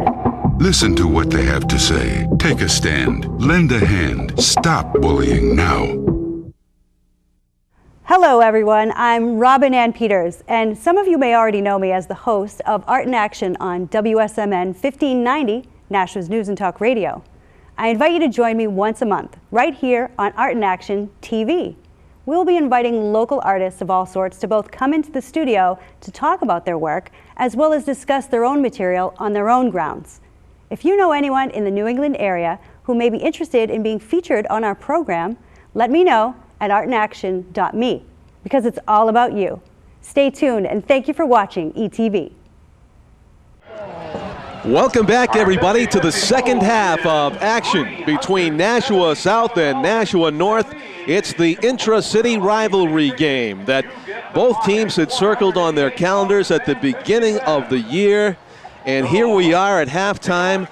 It's South desperately needing a win, being 1-2 in Division I, with the lead, 28-21 in a wild offensive slugfest here at halftime. A couple of minutes to go before the kickoff for the second half of play. John Collins, along with Tom King, who correctly predicted an up-and-down battle, and he's absolutely lit up your score sheet so far. Unbelievable. Let's go over the scoring. North with Andre Williams with a 65-yard run. 16 seconds into the game, first play from scrimmage. It set the tone for the entire night. Not as far as the score goes in the first half, but the scoring. And South came right back. Nick Frederickson, a 73-yard pass from Keith Farkas, ties it up with neither kicker, Anthony Gadis and Cam DeCecca for South, has missed an extra point all night. That's been a big key. Dylan Badaour, a 3-yard run, gives South the lead back at 14, helps give South the lead back at 14-7. 6:41 to play first quarter, and that was it for the scoring in the first quarter. Second quarter, first play of the quarter, Frederickson, a 5-yard pass from Farkas, right after Andre Williams from North just missed an interception. Dropped the ball when he started to run with it before he caught it, and South made him pay, ties the game at 14 apiece. The Panthers take the lead on Armand McRae's 8-yard run with 8:32 left in the half. Then Brodeur, a 1-yard run for North, ties it up 21 all. North going in possibly, well, actually Haskell, 3 plays later, 31-yard pass reception from Keith Farkas. 2:32 left in the half. It looks like North is going to go down the field, tie the score, and Frederickson with the third turnover of the night for the Panthers, intercepting a bomb to Andre Williams right down near the goal line, probably inside the 5, returns it out to midfield. A couple plays later, the half ends, and we settle for a 28-21 Nashua South lead. The yardage, 286 yards for South, 283 for Nashua North. Keith Farkas, 6 of 12, 182 yards, 3 touchdowns on the night. Andre Williams for North, 14 carries, 134 yards, and that one score. Dylan Brodeur, though, 61 yards on 10 carries and 2 touchdowns for the Panthers. But I think the unsung hero, not unsung, but I think the main player for South tonight has been Nick Haskell. He's got 2 turnovers. He had an interception and forced a fumble. and has scored a touchdown on a 31-yard pass. And those 2 turnovers led to scores as well. So yeah, he has really played well for the Panthers. That forced fumble was right after the South had fumbled a kickoff return and were at risk of going down 14-0. Instead, Haskell. That changed the game. Yeah. That really changed the game right away, because then, you know, South is going to have to be one-dimensional on offense. They're going to have to go to the air a lot. Yep. They do go to the air very well, but when you've got to do it all the time and the other team knows you're going to do it, it makes it more difficult to do. So I think what North has got to do in this game is try to get the ball back in the hands of Williams and let him break something. Be patient with it. Be patient with it. This team, Nashua South, does tend on defense to give up yardage on the ground. Now, they adjusted well after that first play. But I think if they're patient with that running game, and I think at this point right now, John, if you're North, or even if you're South, but North lives by the run a little bit more. If you're North, you want to establish a running game. You want to hold the ball for a while and keep it out of the hands of this Panther offense, because these guys, when Farkas goes back to throw, they're potent. And the Panthers will have the ball to begin the second half. They kicked off at the beginning of the game. They're going to get the touchdown with a 7-point lead. They're going to get the ball with a 7-point lead with a chance to go up by 2 scores right here at the beginning of the second half. That's one thing that both teams have prevented the other from doing. Going up by 2 scores. Once you go up by 2 scores in a shootout like this, the game changes for the team that's trailing by 14 points. Yeah, and it opens up opportunities, even more opportunities for the team that's up by 2 scores. What a tense locker room it could have been at halftime for the Titans, because they have 4-0. They're 4-0. They've won 4 games, but the record of those 4 teams that they beat, 2-14. Right. So there's got to be a little self-doubt creeping in that's here. just it. That's all we said. This would be a huge win for them, not because they beat a rival, but because they beat a real good football team. Right. In Nashua South. And the question, are they pretenders or are they contenders, will be answered right here as Titans kick off to South to begin the second half. It's going to bound into the end zone, and letting it go in, Nilson Basora will pick it up and hand it to the referee, and it'll be 1st and 10 for Nashua South at their 20-yard line to begin the second half. Fasten your seatbelts and enjoy the ride, because these 2 teams, you say, there's no way that scoring can be kept up. Sure it can. 49-35 last week, Salem and South. Wow. You know, it can happen. You know what's unique and fun about this is that a lot of times when you see those kind of offensive numbers, you're talking about pulling starters off the field in the second half because you're way up. No, these starters are all playing in this game. They're going to play to the finish. Nobody's coming out of this one. The quarterback for Nashua South, Keith Farkas, will hand the ball off on the first play from scrimmage. Looks like Paradis up the middle. It is, and he got about 7-8 yards on that play. And Paradis, the unsung hero for South, he's got 89 yards on 89 yards on 7 carries. A quiet 89. And he just got up to 89 there. I mean, got up to over 90 now. Right. A quick hitter to the outside is complete to Haskell. He's dragged down from behind, but not till he gets a first down past the 30-yard line. And they will move the chains. So Haskell in the left flat, a fake handoff by Farkas, and he hits one of his favorite receivers. The other one, of course, Nicholas Fredrickson, as Tom pointed out in the scoring summary. 2 touchdowns in this game. Haskell's got 1. Just underway in the second half of play. Nashua South trying to do what neither team has done in this game, which is go up by 2 scores. They receive the kickoff to begin the second half, and they're driving. The pitch on the option. Paradis from deep in the backfield. He's got a big gainer past the first down marker and more to about the 44-yard line. They'll mark it closer to the 45, so it is about a 12-yard gain for a first down for Derek Paradis. And he is over 100 yards on the night. He's got 110 yards on the ground on 9 carries. Paradis is the back you see in the backfield next to the 6'4" Farkas. Now he's got another back in the backfield. That's McCray, who's sprinting to the right hash. He's close to a first down, tripped up after a gain of about 9. Boy, a nice tackle by Jeff Taylor at Nashua North, because McCray looked like he was going to go all the way. Fast-paced offense here. No huddle. Farkas, shotgun, hands off to Paradis. Jukes out to the left, but a good job of tripping him up there. Key tackle, David Duong, the senior linebacker, penetrating. 5'10", 200 pounds, relying on his speed to trip up Paradis. So it is a no gainer. It'll be 2nd and 10.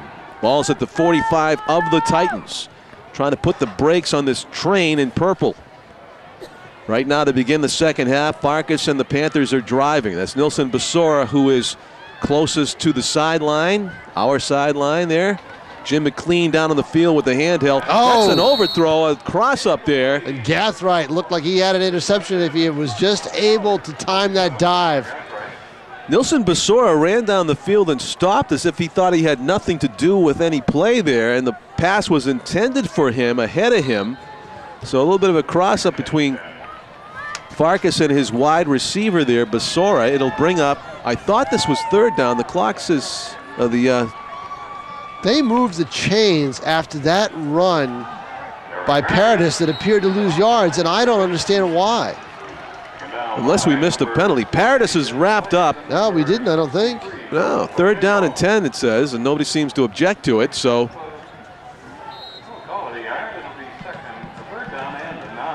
3rd and 9 now. 3rd and 9. From the 44 of North. I feel like there were already 3 plays in this set of downs, but here we go. Backing up, Farkas going to hit left to Basora. It's complete, and he's up a seam. He's to the 20. He's dragged down from behind. A last-ditch tackle by number 48, I believe, for the Titans. A touchdown-saving tackle by Dylan Cost. Devin Blaze, rather. And it is a 1st down again for South. They're at the 25-yard line. And that was just a simple play that froze the defense because they had a shot at him and they missed one tackle, and off he goes for 18 yards. Handoff to McCray. He dips a deuce to the right. He's hit, but not till he gets about 1st down yardage. It depends on the mark. Looks like it'll be a gain of 9 for McCray. Well, I'll tell you what. If you're Jason Robie and you're watching the film of this, you're going to preach about tackling on this drive. So mixing it up on offense, every kind of look, and we have one of our one and only offensive offside calls against somebody, either offense or defense, jumping. We haven't seen much of that. There's been a lot of discipline by the linemen tonight, but this time somebody is offside, and it looks like it's going to go against the defense, unabated to the quarterback there with the Titans. That's a tough play because now that's a great break for someone. You know, a break, I think they'd get the yard, but now it's 1st and 10 down around the 12-yard line. Yeah, they're going to mark it at the 13. They can get a 1st down without getting a touchdown. 1st and 10 for the Panthers, leading 28-21, threatening to go up by 2 scores to begin the second half. The handoff is up the middle. Healthy 1st down gain. Again, Paradis, who's well up over 100 yards, adding to it now. The Panthers began this drive on their own 20 after the touchback, and they have driven down the field steadily since then. And now they're at the 7. 2nd and 4, according to the public address announcer Bob Bates here at Stellos Stadium in Nashua. John Collins and Tom King on Nashua's ETV. A wild offensive battle here between South and North. South, Paradis up the middle. He's in. Touchdown. 6 points, no flags on the play. Derek Paradis gets his 1st touchdown to add some luster to his gaudy offensive numbers as the fullback or I-back for Nashua South. 6 more points on the board. They've gone up over the 30 mark now, 34-21. Extra point here. Both teams' kickers have been perfect on the conversions. The check is kick is scraper over the crossbar, but it's just as good. 35-21.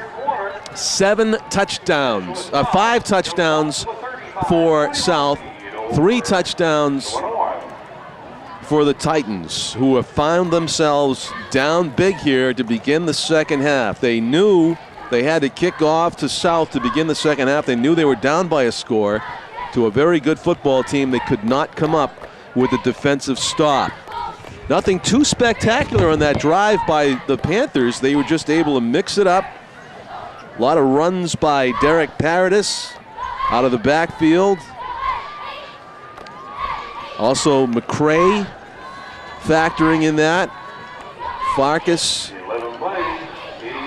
Haskell, Frederickson. They just threw a lot of different looks at the Titans and were able to move the ball steadily down the field for 7 more points.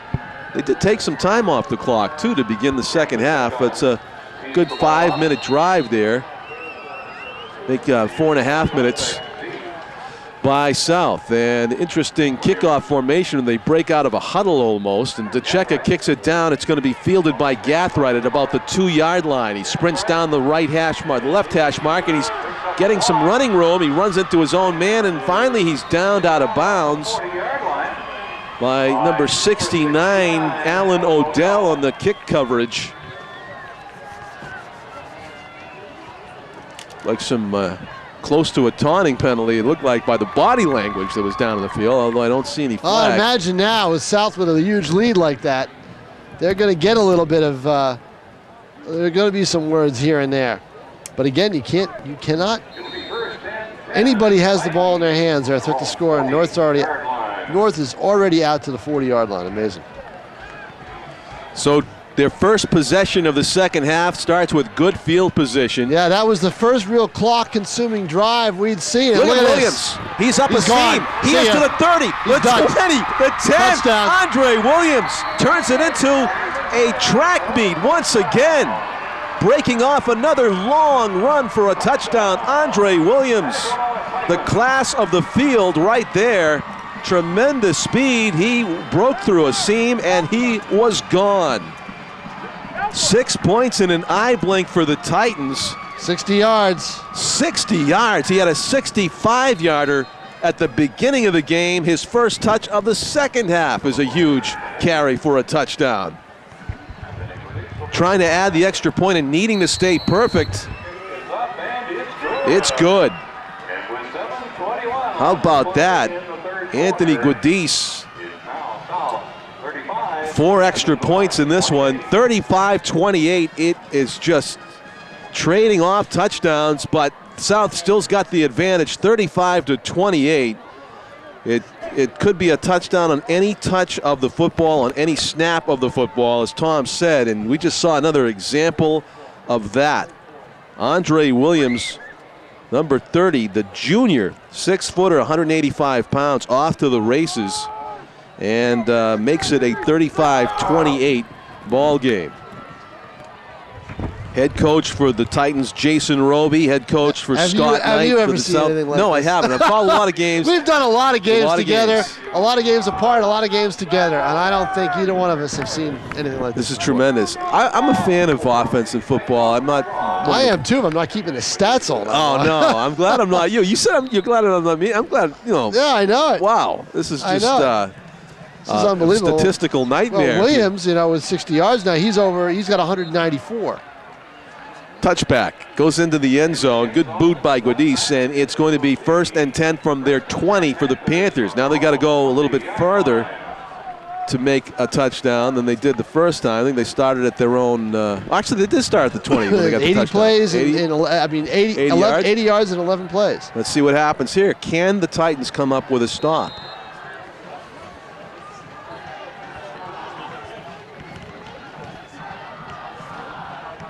Both defensive coordinators must be going crazy. Yeah. They've got to be going nuts. Got to find an answer, but I don't know if there is one. Well, I think on that South drive, I think it was just bad tackling on the part of North. I mean, South had some good players in good positions, but I think a couple of those breakaway yards after catch and everything else were the result of some bad tackling. Here's the option play, and now the North gets right up there, John, but look at the tackling. They should have had him back at the 20-yard line, and they did not. It's a great run by Paradis. You know? Agreed, Tom. That was a defensive back that came up and had to make the stop. I think it was Andre Williams that made the tackle, and he's a defensive back almost coming from the safety position, and that's not what you want on first down. It's 2nd and 4 for the Panthers, who are trying to continue to keep that 2-score cushion if they can. Official timeout. I don't know what this is to talk about. It's for the officials to catch their breath. Yeah. That's what it is. Oh, we have a... you run that no-huddle offense, it's, you got to... I believe it's number 56 for the Titans that's seated on the field, Tom. That's Kevin Rosenberg. He was the player called for the horse collar. That was a big call earlier in the game. He's to his feet quickly. I don't know if they don't want to cramp. lose him. He is a good football player. He looks like he's shaking a big off guy, the help. And he's already got a brace on that knee, it looks like, on that right knee. So he walked off pretty much under his own power. That drive, if you want to call it, by the Titans. More like a drag race. It's like a drive to the corner store. I didn't even get to see who handed the ball. I think it was Karkanis that was out there, but I'm not sure. I'm not sure either. They interchanged quarterbacks on the north side. And now north interchange quarterback, south runs a no huddle. It just goes back and forth. You've got to really pay attention to what's going on the field. Now, why do you think South took a timeout there? Don't know. Well, I think with Rosenberg out of the game, I think that changes a little bit of their offensive philosophy. They may want to go at that position where he isn't going to be, and pick on whoever's in his place. And that could be what they're doing. That's a lot of coaches do that. They look to see who's out. Okay, we want to go at that kid, and that's what they'll do. Kevin Rosenberg, who's out of the game right now, 6'3", 255, the senior defensive lineman, a force in the trenches, is missing. So let's see what Nashua South comes out with. Just about everything they've tried on offense, though, has worked. So you would think that they would just stick to the game plan. I'm looking to try to find him on the other side. I mean, we're on the south side of the field. And he is standing there. He's got his helmet on. They're not treating him or anything else like that. So the Panthers come out with what looks like a pass formation. They got 2 receivers split left. They got Derek Paradis in the backfield. That's Nick Haskell going in motion from right to left. I think they're going to go to Haskell on that side of the field, and they do. Underthrown, though, at his feet. But that's where they were going. Yep. That's where Rosenberg is on that side, and that's where they were going. They were going to Haskell right over there. Looked like out on coverage was number 63, Joel Pacheco for the Titans. Farkas going to keep it and throw it. And that is McCray, actually Haskell, who drops it. Did he drop it? No, it wasn't Haskell with the football at all. I was looking in the wrong spot. There were 2 receivers over there, and it went to Matt Valcourt, who's got his first reception of the night at wide receiver, the senior. It was one of those 2 receivers. Not much of a gain, though. It's going to be 4th down and 3 to go. So a key play. And they're going to punt. It's a stop for the Titans. Big defensive stop with one of their key players hurt on top of it. The punt is to the near sideline. It is a dying quail. It's going to drop inside South territory at about the 49-yard line. 1st and 10, great field position for the Titans as they look to get a score to even this one up. Wouldn't that be amazing? It would be amazing, but not surprising. In this game, the way things have gone. Exactly. It would have been surprising if the Titans just stopped scoring because. I think the way to do it here, Williams right, Williams left. They're shell-shocked again after Williams carried the football. Brodeur's out on the field. That combination seems to work well. I would go and use Brodeur and Williams interchangeably, but I would try to get the ball in Williams' hands. Andre Williams is standing next to Brodeur, and he's going to jump up in the middle of the line like a quarterback draw. Now he faked it. He faked it to Williams and thought the Red Sea would part in the middle of the field, and it did not. And he only gets about, maybe 3 or 4, only 4 yards. Wow. Sneaky 4 there for Brodeur, who wears number 4 for the Titans. 5:40 to go in the 3rd quarter. 35-28, the Titans trail, but they're driving. Quick hitter to the right side is complete. Nicely thrown and caught. Brodeur to Marinchik. Dylan Brodeur, the quarterback, hits Anton Marinchik Well, it looked like a button hook near the sideline, and it is down around the 42-yard line. So you got 5. It should be a 3rd and a long one.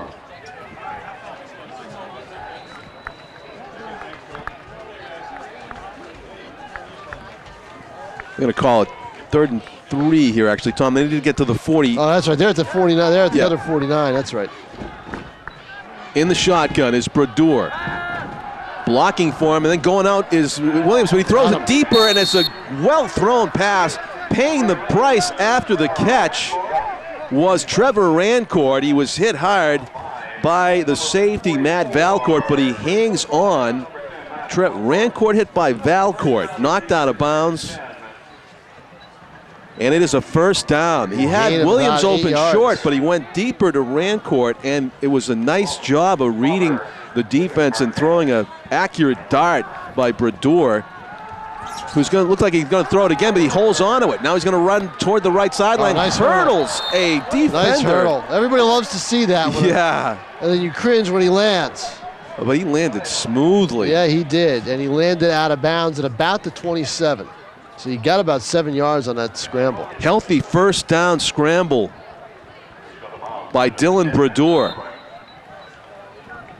What a show all these quarterbacks are putting on tonight. Unbelievable, John. I mean, handoff. Williams dances through the line. He's got a first down and more. He is plowing now, using the strength to go with the speed. And he's over 200 yards.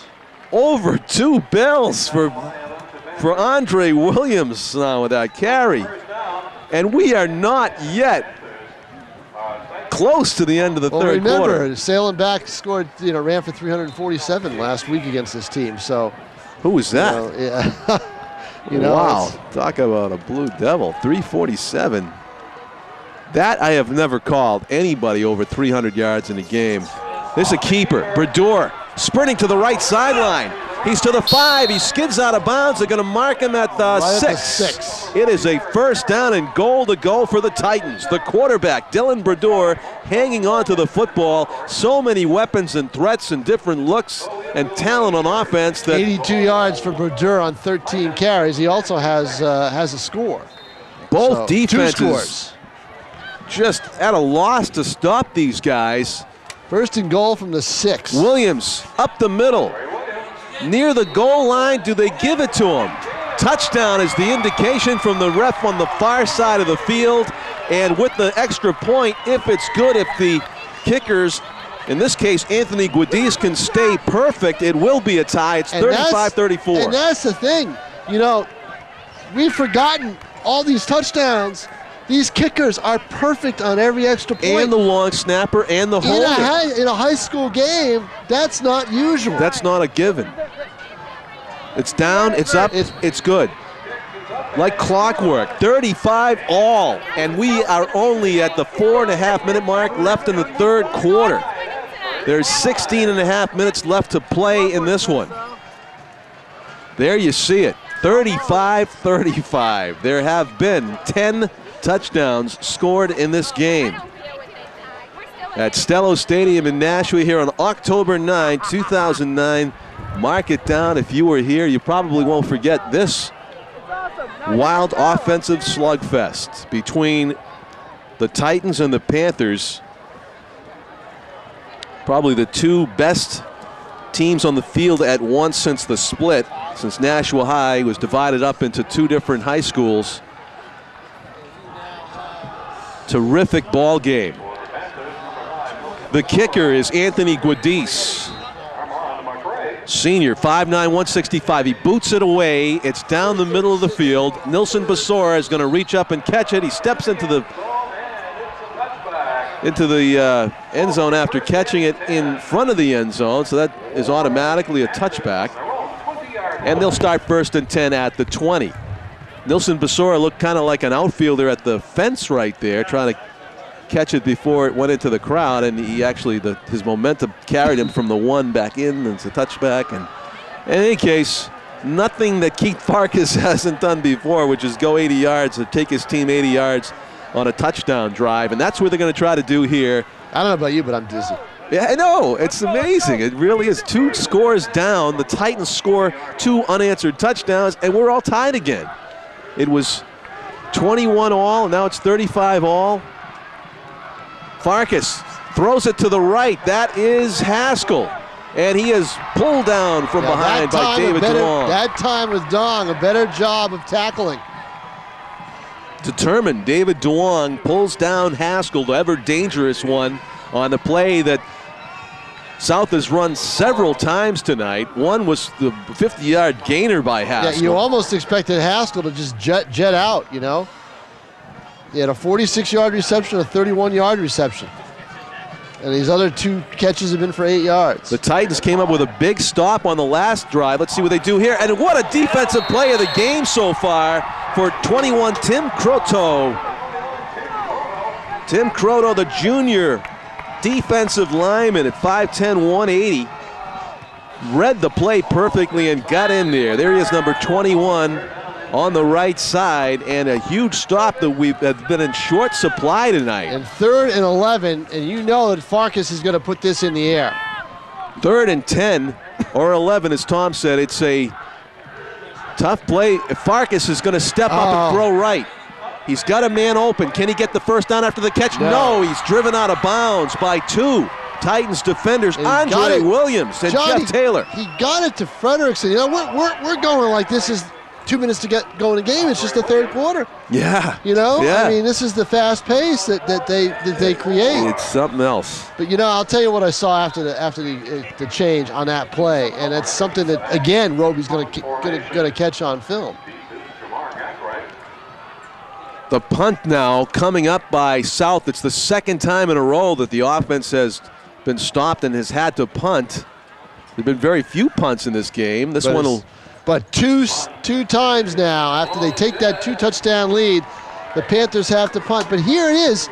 Farkas with the fake handoff absolutely froze linebacker Chris Anderson for Nashua North. And Anderson had a clear shot at Farkas. So it's one of the things that has helped South has been the play faking of Farkas. That shows me North has not really been picking it up that well.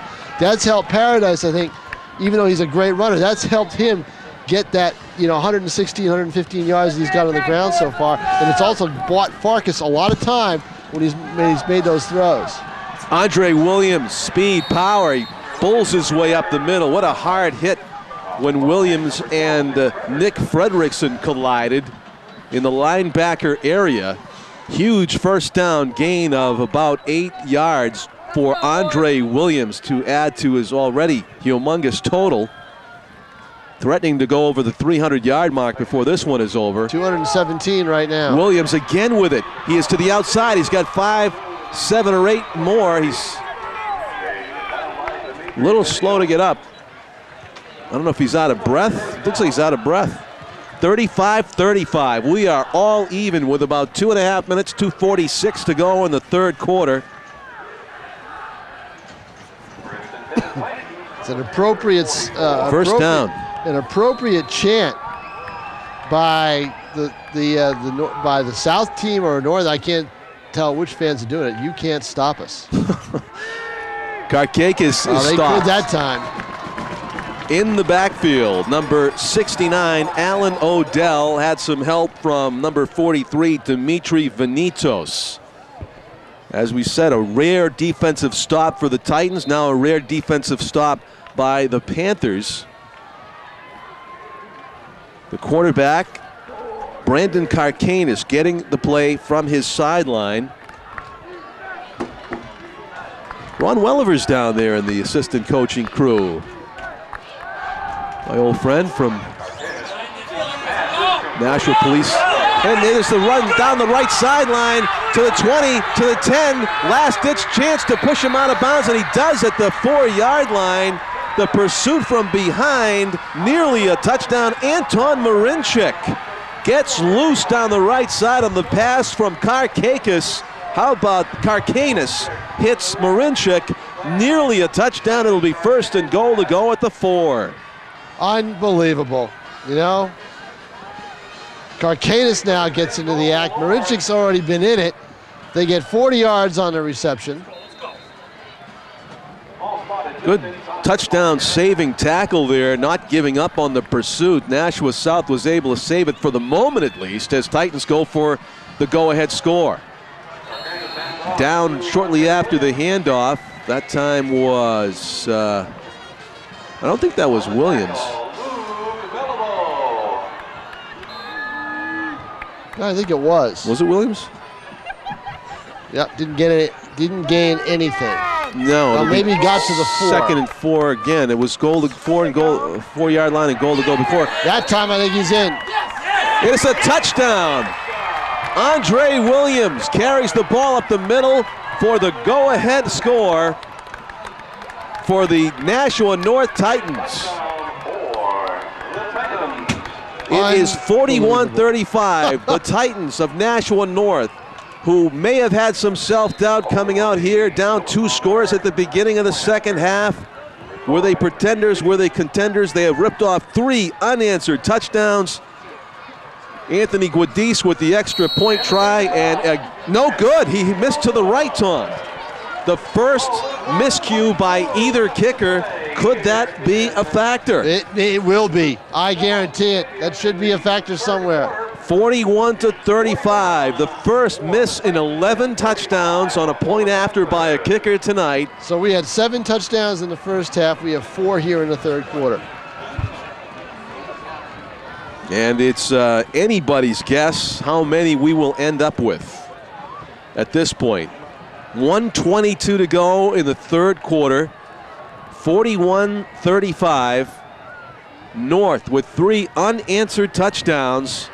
We're 2 scores down. Now they are a score on top, but missing the extra point, so it could become an uneven or a seesaw battle here. The ball up for the Titans. Once again, it's Anthony Gadis is going to kick off to Nilson Basora, and Derek Paradis are deep for the Panthers. It's going to go to Basora, who's at his 3-yard line, fields it, breaks it up the middle. He's tripped up. Good tackle there. Number 47 on the tackle was Cam Duval on the coverage. So it will be 1st and 10 for the Panthers at their 26. 26-yard line. Now this has become a bit of a concern for the Panthers. Twice in a row on offense they have been stopped and forced to punt, and twice in a row the Titans have answered back with a touchdown. They have taken the lead, have Nashua North in white, 41-35. If the Panthers can get 7 points here, they would go up by 1, but they need to go the length of the field. The handoff and the fumble. The ball's on the turf, and a very timely recovery there by number 53, the offensive lineman right on the spot, was John Beeran, the sophomore. That brings up 2nd and 14. 2nd and 14. That could have been a very costly fumble for the Panthers. 45 seconds and counting down to go as the clock keeps moving here toward the end of the third quarter. 2nd and 14. Farkas calling signals. It's Armin McCray in motion toward our sideline. Farkas on a keeper. Nowhere to run for Farkas. Suddenly tightening up the screws on the defensive end. But that's the difference in this game, is North's tackling and their defensive play. They must have made some kind of an adjustment that they saw. Whatever adjustment they made at halftime, they readjusted again because they have played much better defensively. Good job of tackling that time. As Tom said, that was Kevin Rosenberg is back in the game for the Titans. Somebody's got to make, somebody had to do something defensively for these teams. And time runs out here. And that'll do it for the third quarter. We have played 3 quarters here at Stellos Stadium in Nashua. This game has more than lived up to its billing for excitement. 41-35, there you see the score. In this case, they had to call somebody the visitor, and that is North. 41, they are up by 6 points over South 35. John Collins with Tom King, along with our talented camera crew, Down on the field, we have Jim McLean with the handheld, Tim O'Neill and Mike Janes with us up in the booth on Nashua's ETV. Our executive producer is Pete Johnson. And this one, a real joy to call thus far. It is Friday, October 9, 2009, and there's a chance these two teams could meet 2 more times, but a lot will depend on this outcome. Nashua South needed this game going in. They still need it, Tom, but they are down by 6 with the football. With the football, and that's the key. Whoever's got the football is in pretty good shape in this game. Will there be a key turnover? Will there be a key defensive play, or will it be, just as Tom said, whoever's got the ball last on offense will get the go-ahead score?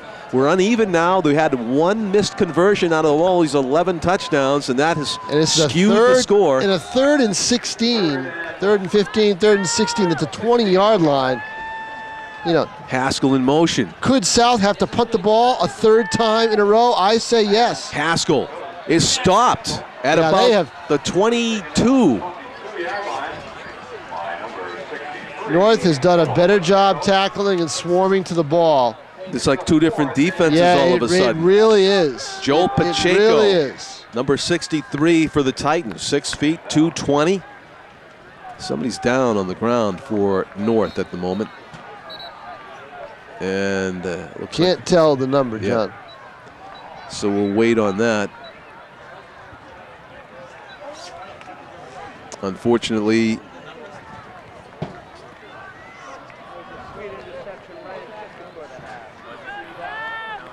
stoppage in play due to an injury for North. So coming into the game, the Titans undefeated at 4-0, had beaten 4 teams with a combined record of 2-14. So the question mark still hung in the air as to whether they were contender or pretender. They are up by 6, 41-35.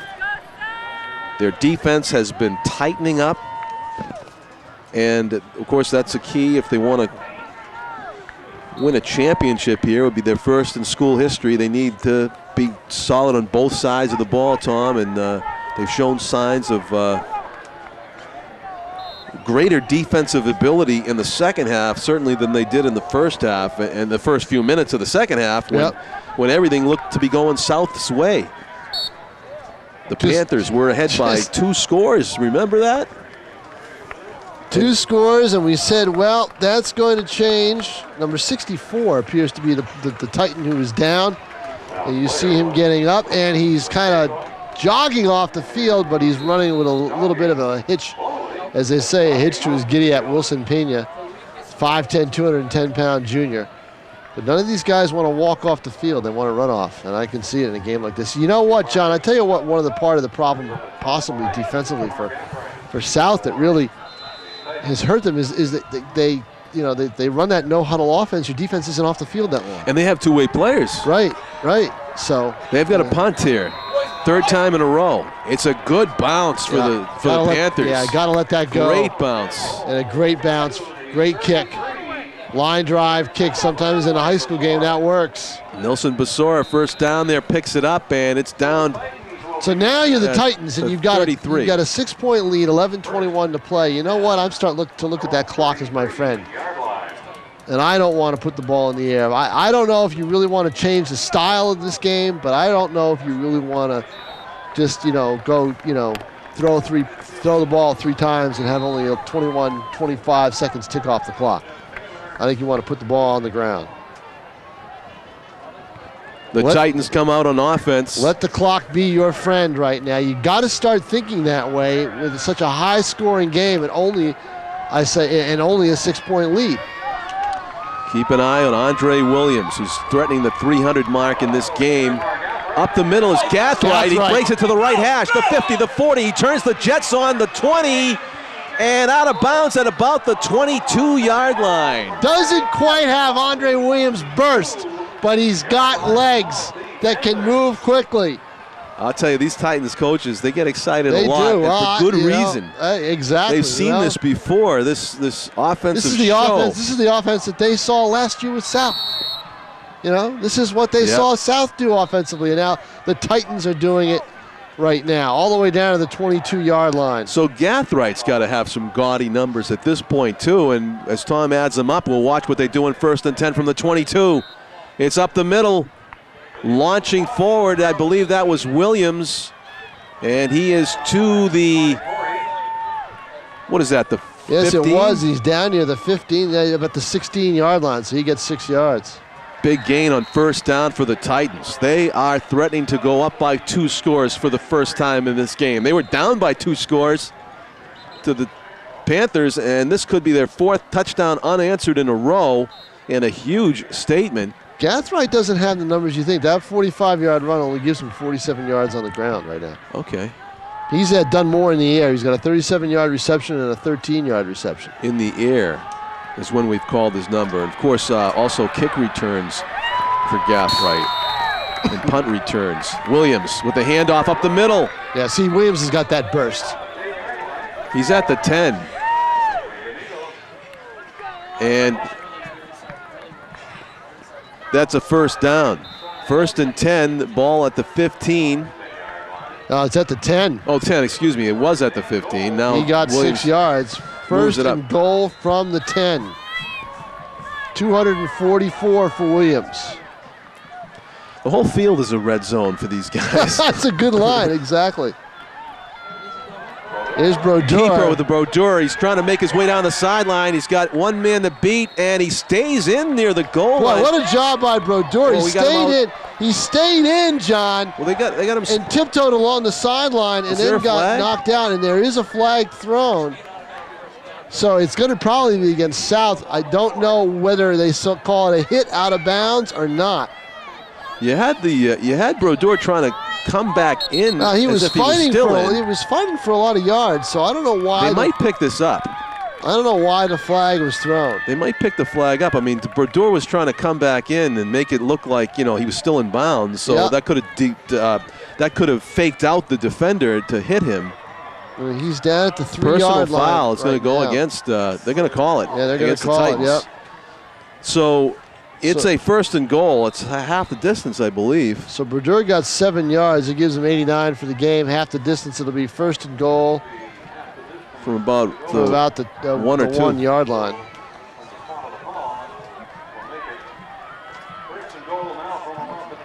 Yeah, they're going to call it the 2. Bob Bates, stadium announcer.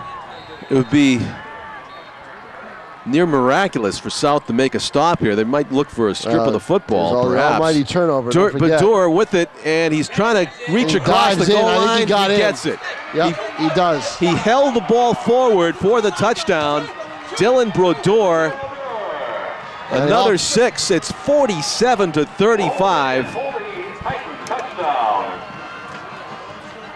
With 10:05 to go in the ball game, barring overtime, it is Dylan Badaour with the keeper.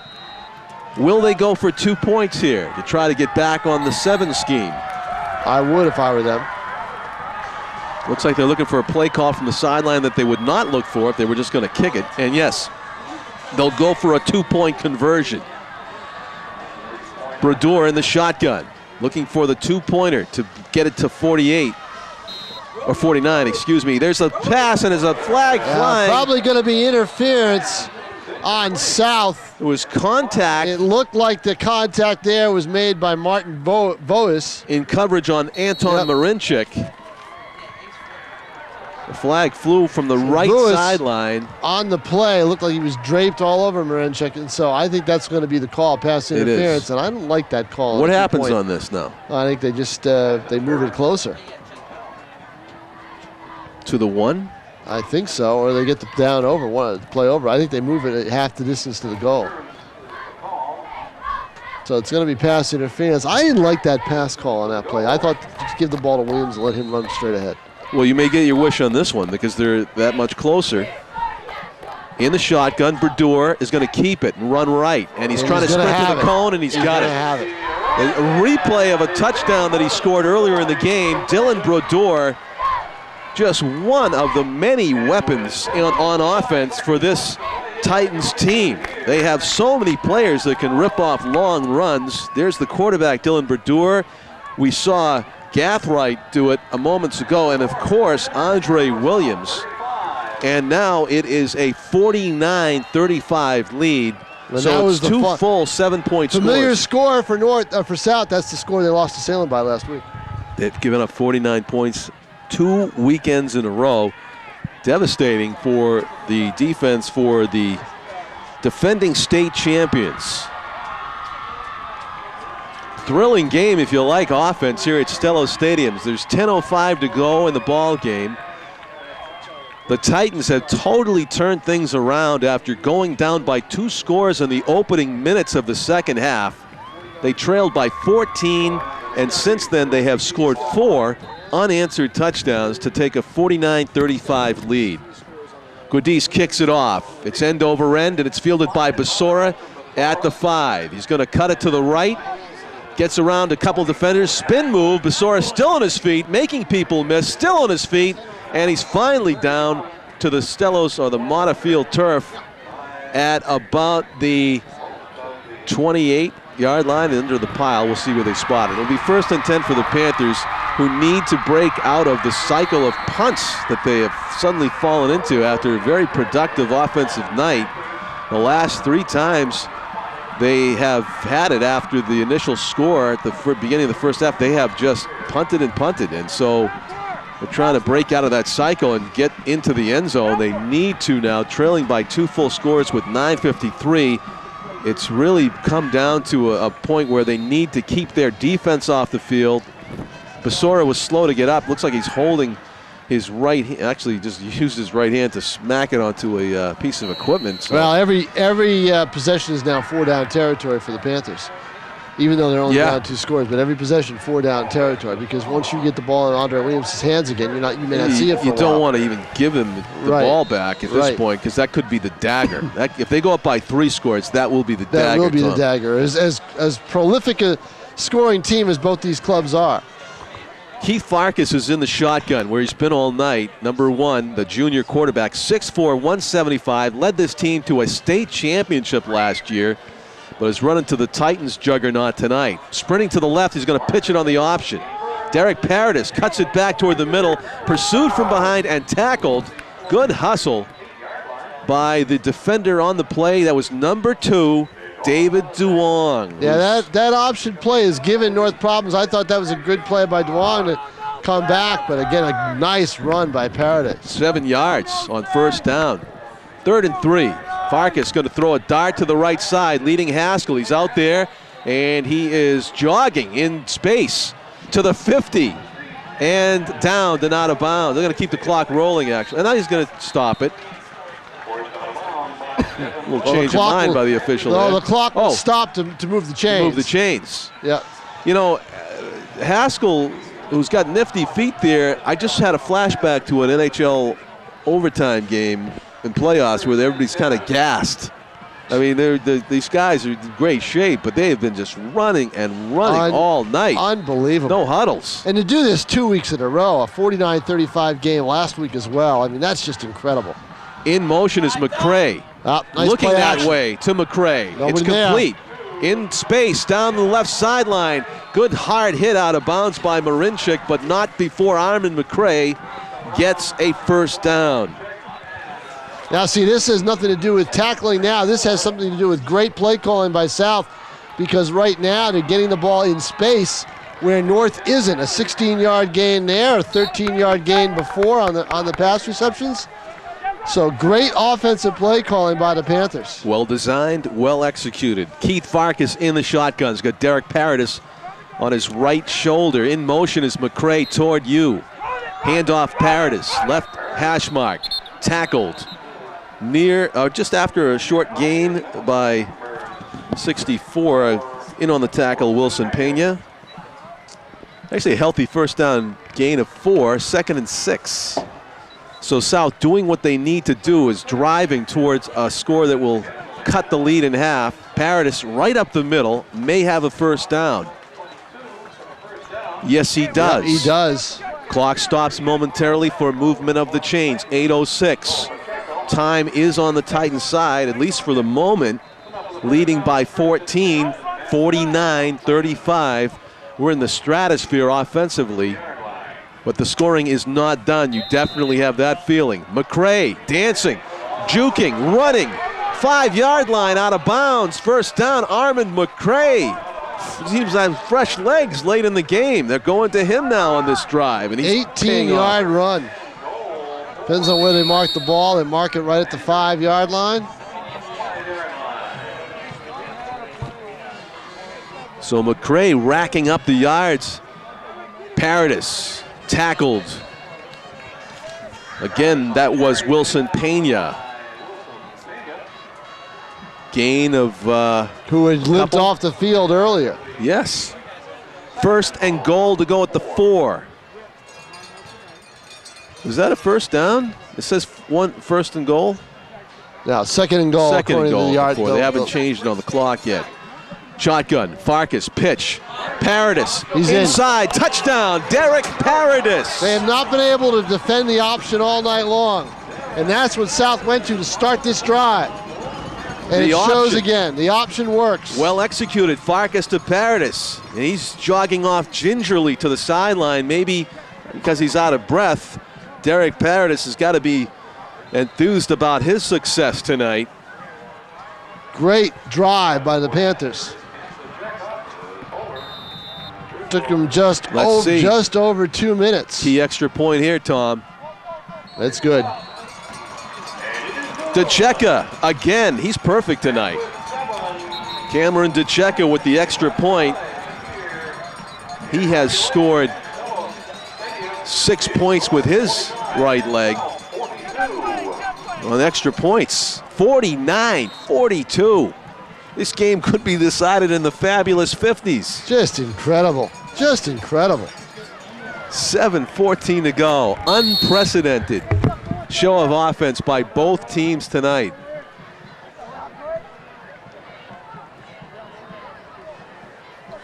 It's almost like watching people run a marathon at a full sprint. With the lack of huddles, it allows for even more offensive plays. And the more offensive plays that these guys put together with the talent on both sides on offense, it's just a recipe for a huge scoring night. And that's what we've got. If you just tuned in, you missed a lot of touchdowns. It's 49-42. There was one 2-point conversion mixed in by the Titans. Otherwise, we've seen perfect execution on the conversions, including by this gentleman, Cameron DeCecca. Booms it down the field. It's going to be fielded near the goal line, calling it about the 3. And Gathright is driven to the turf. They try to rip the ball from him, but he hangs on, and it's near the 20. So all right, now you've got some interesting strategy because you're deep in your own territory. Ken Williams sustain a drive on the ground and basically I'd say the only way Andre Williams can sustain a drive is if he stops. If he stops. In the middle of a 50-yard run. Can you just keep handing off and handing off and handing off? Because otherwise he's going to the end Because I'll zone. tell you what, if South gets the ball one more time, you've got to feel they're going to come down and score. Can you imagine overtime? Wow. Oh, my God. At 49 all. I mean, it's on the writing's on the wall for that. Tim O'Neill, our cameraman, said at halftime this thing's going to go to overtime. Wow. And right now, it very well could be. It's on track unless, there's a dropped snap. The first muffed shotgun snap by either team tonight. And there have been so many of them. You wonder how that cannot happen more often. But there it is at a key moment. The Titans. And a 5-yard loss for Brodeur. Dylan Badaour not able to get the handle on that snap, and that puts them at a disadvantage right away in this drive. Ball's on the 20. That's a big play because 2nd and 15. Changes so much. Because there's the 5 yards. There's the 5 yards that Williams is going to get. Now he's in 2nd down. Now he's in 3rd down. Third down. Lost now you're down. 3rd right. and 10. 3rd and 10 from the 25. I smell that popcorn too. I'm moving down the stands and watch this one. Yeah, this is too much fun. It is, isn't it? 6:17. That clock is ticking. It's nobody's friend right now. The game is on the field. There's only one score that separates these two teams, and there's plenty of time to execute either on offense or defense here. 3rd and long. 3rd and 10. Badaour's going to hang on, and the heavy hit in traffic. Not close. Let me give credit to the Purple Panther at the bottom of that pile. Getting up, it is number 43 for the South Panthers with the big hit, Dimitri Venitos on 3rd and 10. Gives Badaour very little. A 5-yard gain, but not enough. On 4th and 5, the Titans are going to go into their rare punt formation. Have we seen them punt yet tonight? A couple times, Yeah, I think they have. And I think this is only the 3rd punt of the game for the Titans, Tom, after, talking about 15 possessions, I think. The snap and the kick. Down the field. It's going to bounce at about the 39. Thinking about picking it up, and now doing so. Haskell trying to get free, and he hit from behind. I was shocked he picked that ball up. Yeah, a little bit of a danger there, but Nick Haskell, the veteran of many big contests, sure-handed enough to give it a try. He's tackled from behind by number 28 for the Titans. Thought it was 28, maybe not. And here we go. Well, anyway, 5:11 to play in the football game. South needs an equalizer. They are down 7 with 5:11 to go. Ball marked at the 31. The Titans have to go 69 yards for a score. They cannot settle for a field goal. They're going to try to drive down the field. There hasn't been a single field goal attempt tonight. It's been all about the 7s. 49-42. Farkas hands it off. Derek Paradis picking his way smartly ahead. Just power running, using those legs. Derek Paradis not only picks his spots, he also uses his blocks very wisely, and he has great speed. He got a 9-yard run on that. 9 yards on 1st down. They're going to give it to Paradis again, and he's got enough steam left to get the 1st down. He's across the 41 to about the 42. That's where he needed to go for a 1st down. He's got 152 yards. Will they give it to him? No. Evidently not. They will.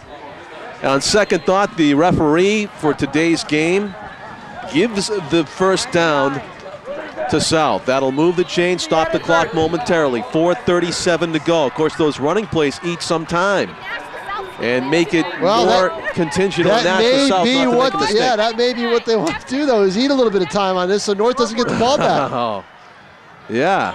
Handoff. Paradis blast through the middle. He's up the middle and down. Is that Paradis or is that? Yes, it is. It is Paradis down at the 40-yard line. Man, he's got alarming speed sometimes. He looks like he's built like a fullback, but I tell you, he's got a burst.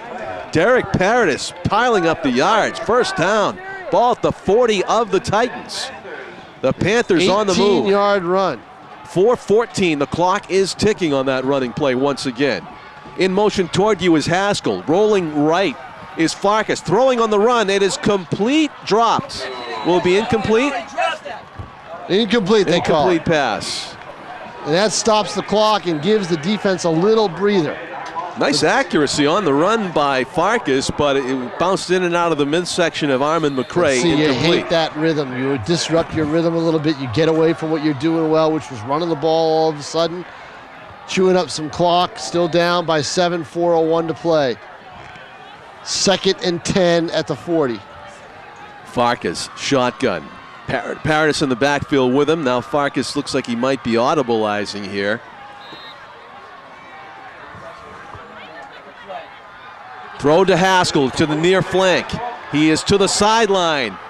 And Dylan Badaour. Great play by Brodeur. He came up and challenged Haskell to get around him, and he reached out and got some purple jersey and spun him around for the tackle. The footwork is still there for Haskell, but I do see a little bit of fatigue in the legs. A little bit. 3:53 to go, 3rd down and 4. Nashua South needs a 1st down. They're going to give it to McCray. He cuts it up. He's got a 1st down and more. He's to the 20. He's in toward the 15-yard line before he's finally tackled by Andre Williams. 1st down for Nashua South. I'm out of breath and I'm sitting here. You're going to get a chance to catch it because we've got a player down and there's going to be a timeout, an injury timeout. That's the receiver, number 5, Anton Marinchik, who's been of course a factor as all these offensive players have been in this huge scoring game, 49-42. Hopefully it's just a question of getting a breath knocked out of him, as Antoine was face down. Now he rolls onto his back, and he's going to get to take a breath along with everybody else on the field and in the stands for this one. There was a light rain falling, which may have held down the attendance just a bit, but we see everybody who got here hasn't moved. Everybody's standing and on the edge of their seats here at Stellos Stadium. There's plenty. The place isn't packed, but still, the kids are all standing down near the field. 49-42, the Titans lead.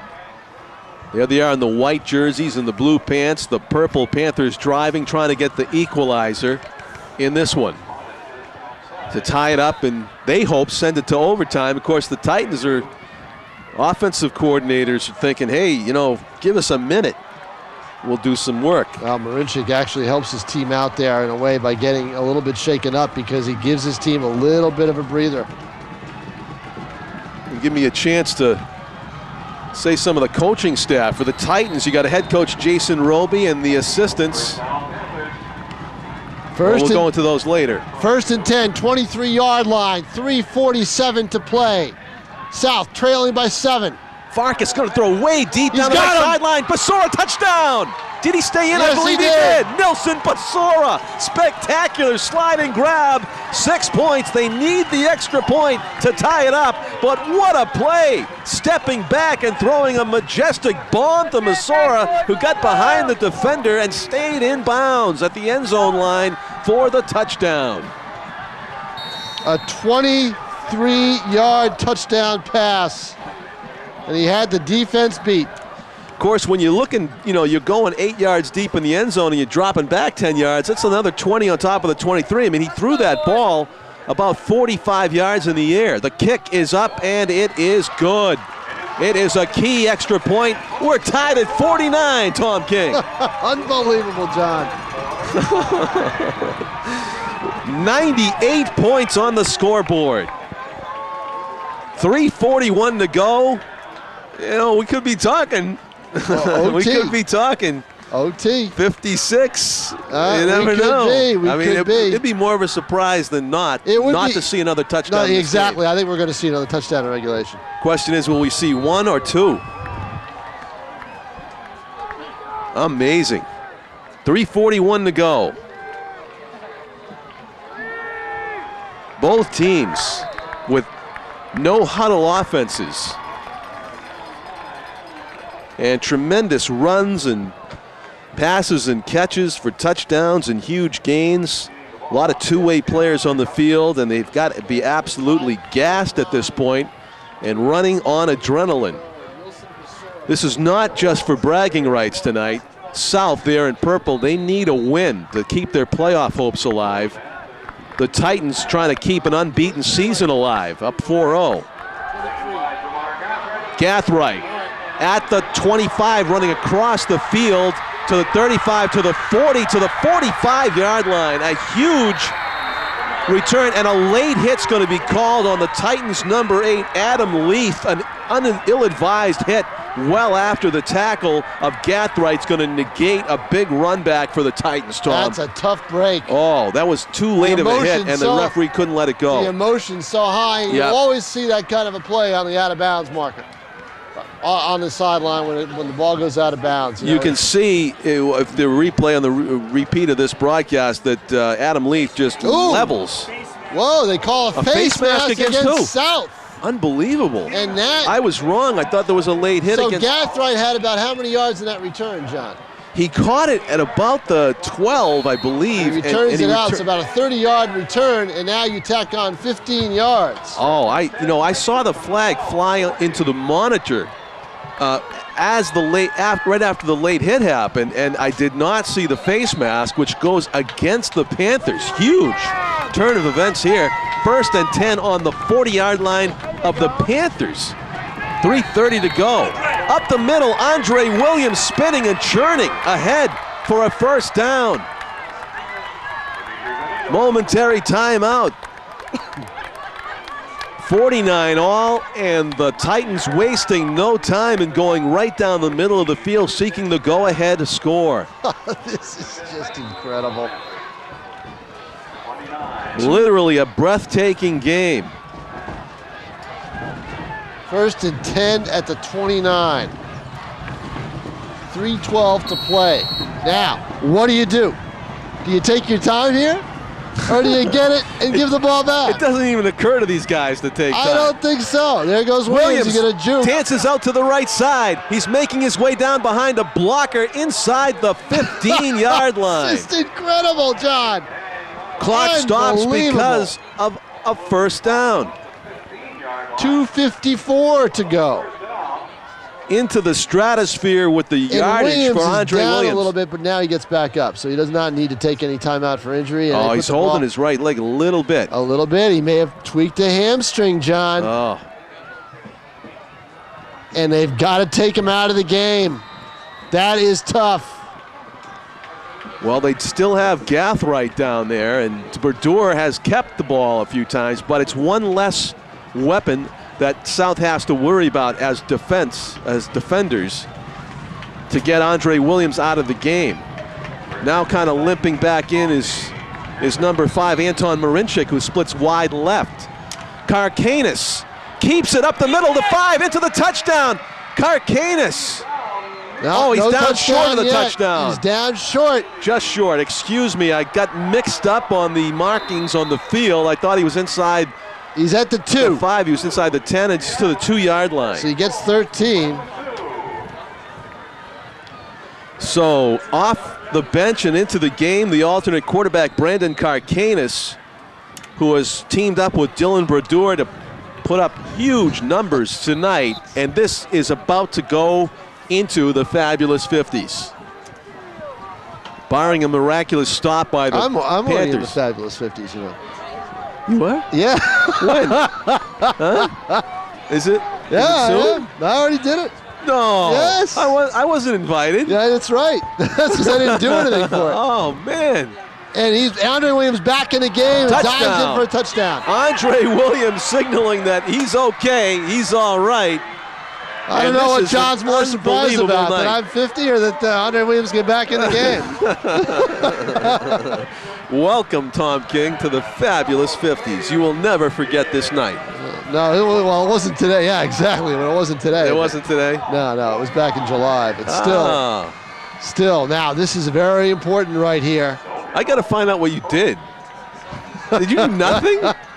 I'm not telling you what I did. You're so funny. 55-56. It's good. Goodies. 56-49. 151 to work with for the Nashua Panthers. The South Panthers have a field to go here if they can receive the kick and take it down. Let's see what happens. But it is an astounding turn of events. I think so. You thought the first half had a lot of offense. The second half, absolutely staggering. It was 21-21 at half. It's 56-49 here with a minute 51 to go in the ball game. Anthony Goodis has kicked the ball so many times tonight, he must feel like he's in a soccer game because he has scored 8 points on extra points. No, he missed one of them, so they had a 2-point conversion, but he's been kicking a lot tonight after every one of these touchdowns. There's another kick after a touchdown by Goodis, and it's going to be fielded at the 7-yard line. Basora, stutter step, breaks it back to the middle. Basora has 2 men to beat. Another stutter step to the 40, trying to break it back, and now he's finally corralled and pushed out of bounds at the 42-yard line. And now you give Nashua South that short field. Basora got that where? About the 10-yard line, I think? They got it at the 7. At the 7? Yeah. Well, and he returns it all the way out to the 42, a 35-yard return. The kick returns playing a part in this football game. There's a few subtle things about it besides all the scores, and part of it is the kick returns on these last 2 drives. And now South with a shorter field, 1st and 10 at the 41, their own 41, 1:50 They might be 1:37 wishing. to play. They might be wishing they took more time on that drive. As I said, I think they should have. It's a strange problem. The ball is loose. It's loose and catching it. Unbelievable. Armin McCray was able to recapture his fumble. Great recovery by McCray. Great recovery. Because that is the game if they recover it. Yes. Right into the shotgun. No time to ponder that mistake. Up the middle and stopped after a very short gain, or maybe it's 4 yards. Short by relatively speaking in this game. And who carried on Third that? and 15. It's a minute 10 to go. We have a timeout by South. How many timeouts do they have remaining? We have the Titans coaches up here saying, there it is, there it is. Was that Paradise on the carry? That lost 2 yards? I believe it was. And that 3rd and 12. And you wonder it was a short gain. It was no gain. And you wonder about the timeout. Well, yeah, you wonder about the timeouts. 3rd and 11. Nashua South, their playoff hopes basically are on the line right now. They're 1-2 in Division I. This would make them 1-3 in their division, and 3-3 overall if they don't pull this one out of the fire. The Titans on the brink of keeping their perfect season alive. They're 4-0 and threatening to go 5-0 if they can come up with a defensive stop here. Well, they've got, this is 2-down territory. So 1-10. Empty backfield. The coaches, the assistant coaches from the booth want a timeout. And they heard him as Jason Robie turned, and no, he did not. They did not call timeout.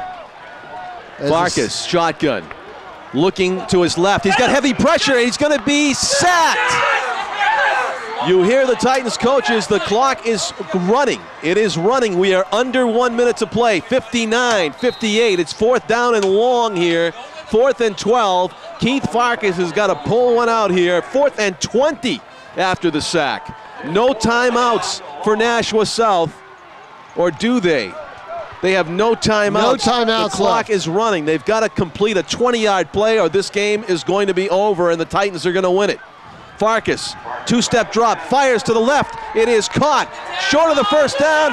Tackled short of the first down. It's the Titans' ball on downs. The Nashua North Titans celebrating as if they have clinched a playoff spot, but it means that much to them. They have defeated Nashua South here. 30 seconds to go. A couple of kneel downs is all it will take. The Titans coming up with a huge defensive stop. 56-49, and these Titans coaches are absolutely euphoric. Just the kind of game you don't want to lose either side, the kind of game, boy.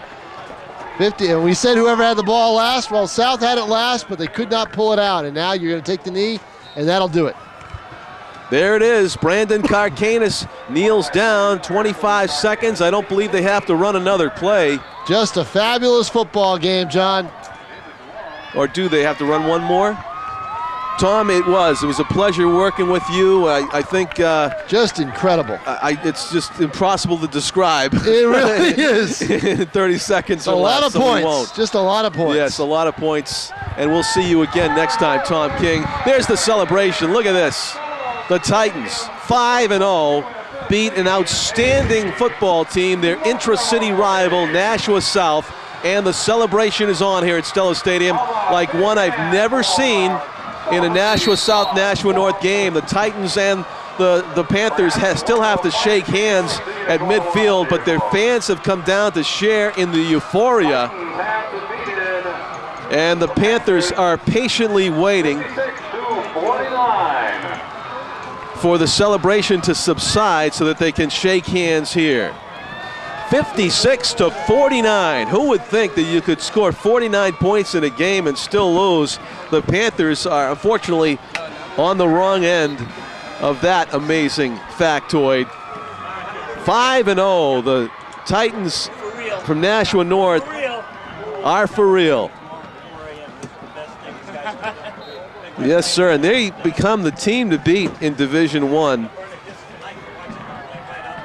Maybe some adjustments need to be made on defense in order to become a championship team, but the Titans, with the size up on the offensive line And the outstanding firepower on offense, definitely the team to beat in New Hampshire's Division I football in 2009.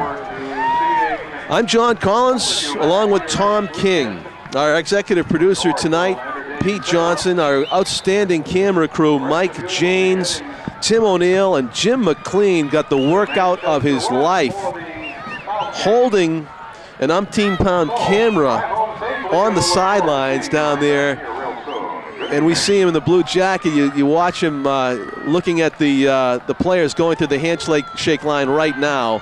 That's Jim McLean in the blue jacket, and we have just put an outstanding, historically significant, mathematically significant game in the books here on October 9, 2009, the highest scoring game that I have ever called. We'll go through the scoring really quick. In the first quarter, Andre Williams got it started with a 65-yard run for a touchdown. Gudice the kick, 7-0 North. Nick Frederickson received in stride a 73-yard pass from Keith Farkas to get South on the scoreboard for the first time tonight. Just a few minutes later, and it was 7-7 with the kick from DeCecca. North answered with Dylan Badaour, 3-yard run to Gudice kick, and it was a 14-7 North advantage at the end of the first quarter. Second quarter scoring, Nick Frederickson again with a touchdown, a 5-yard pass from Farkas, DeCecca kick. It was 14-all. South tied it up to begin the second quarter. South then took a one touchdown lead. Armin McCray, an 8-yard run, DeCecca kick. Halfway through the second quarter, North answered. Badaour, a keeper, a 1-yard run. Gudice kick.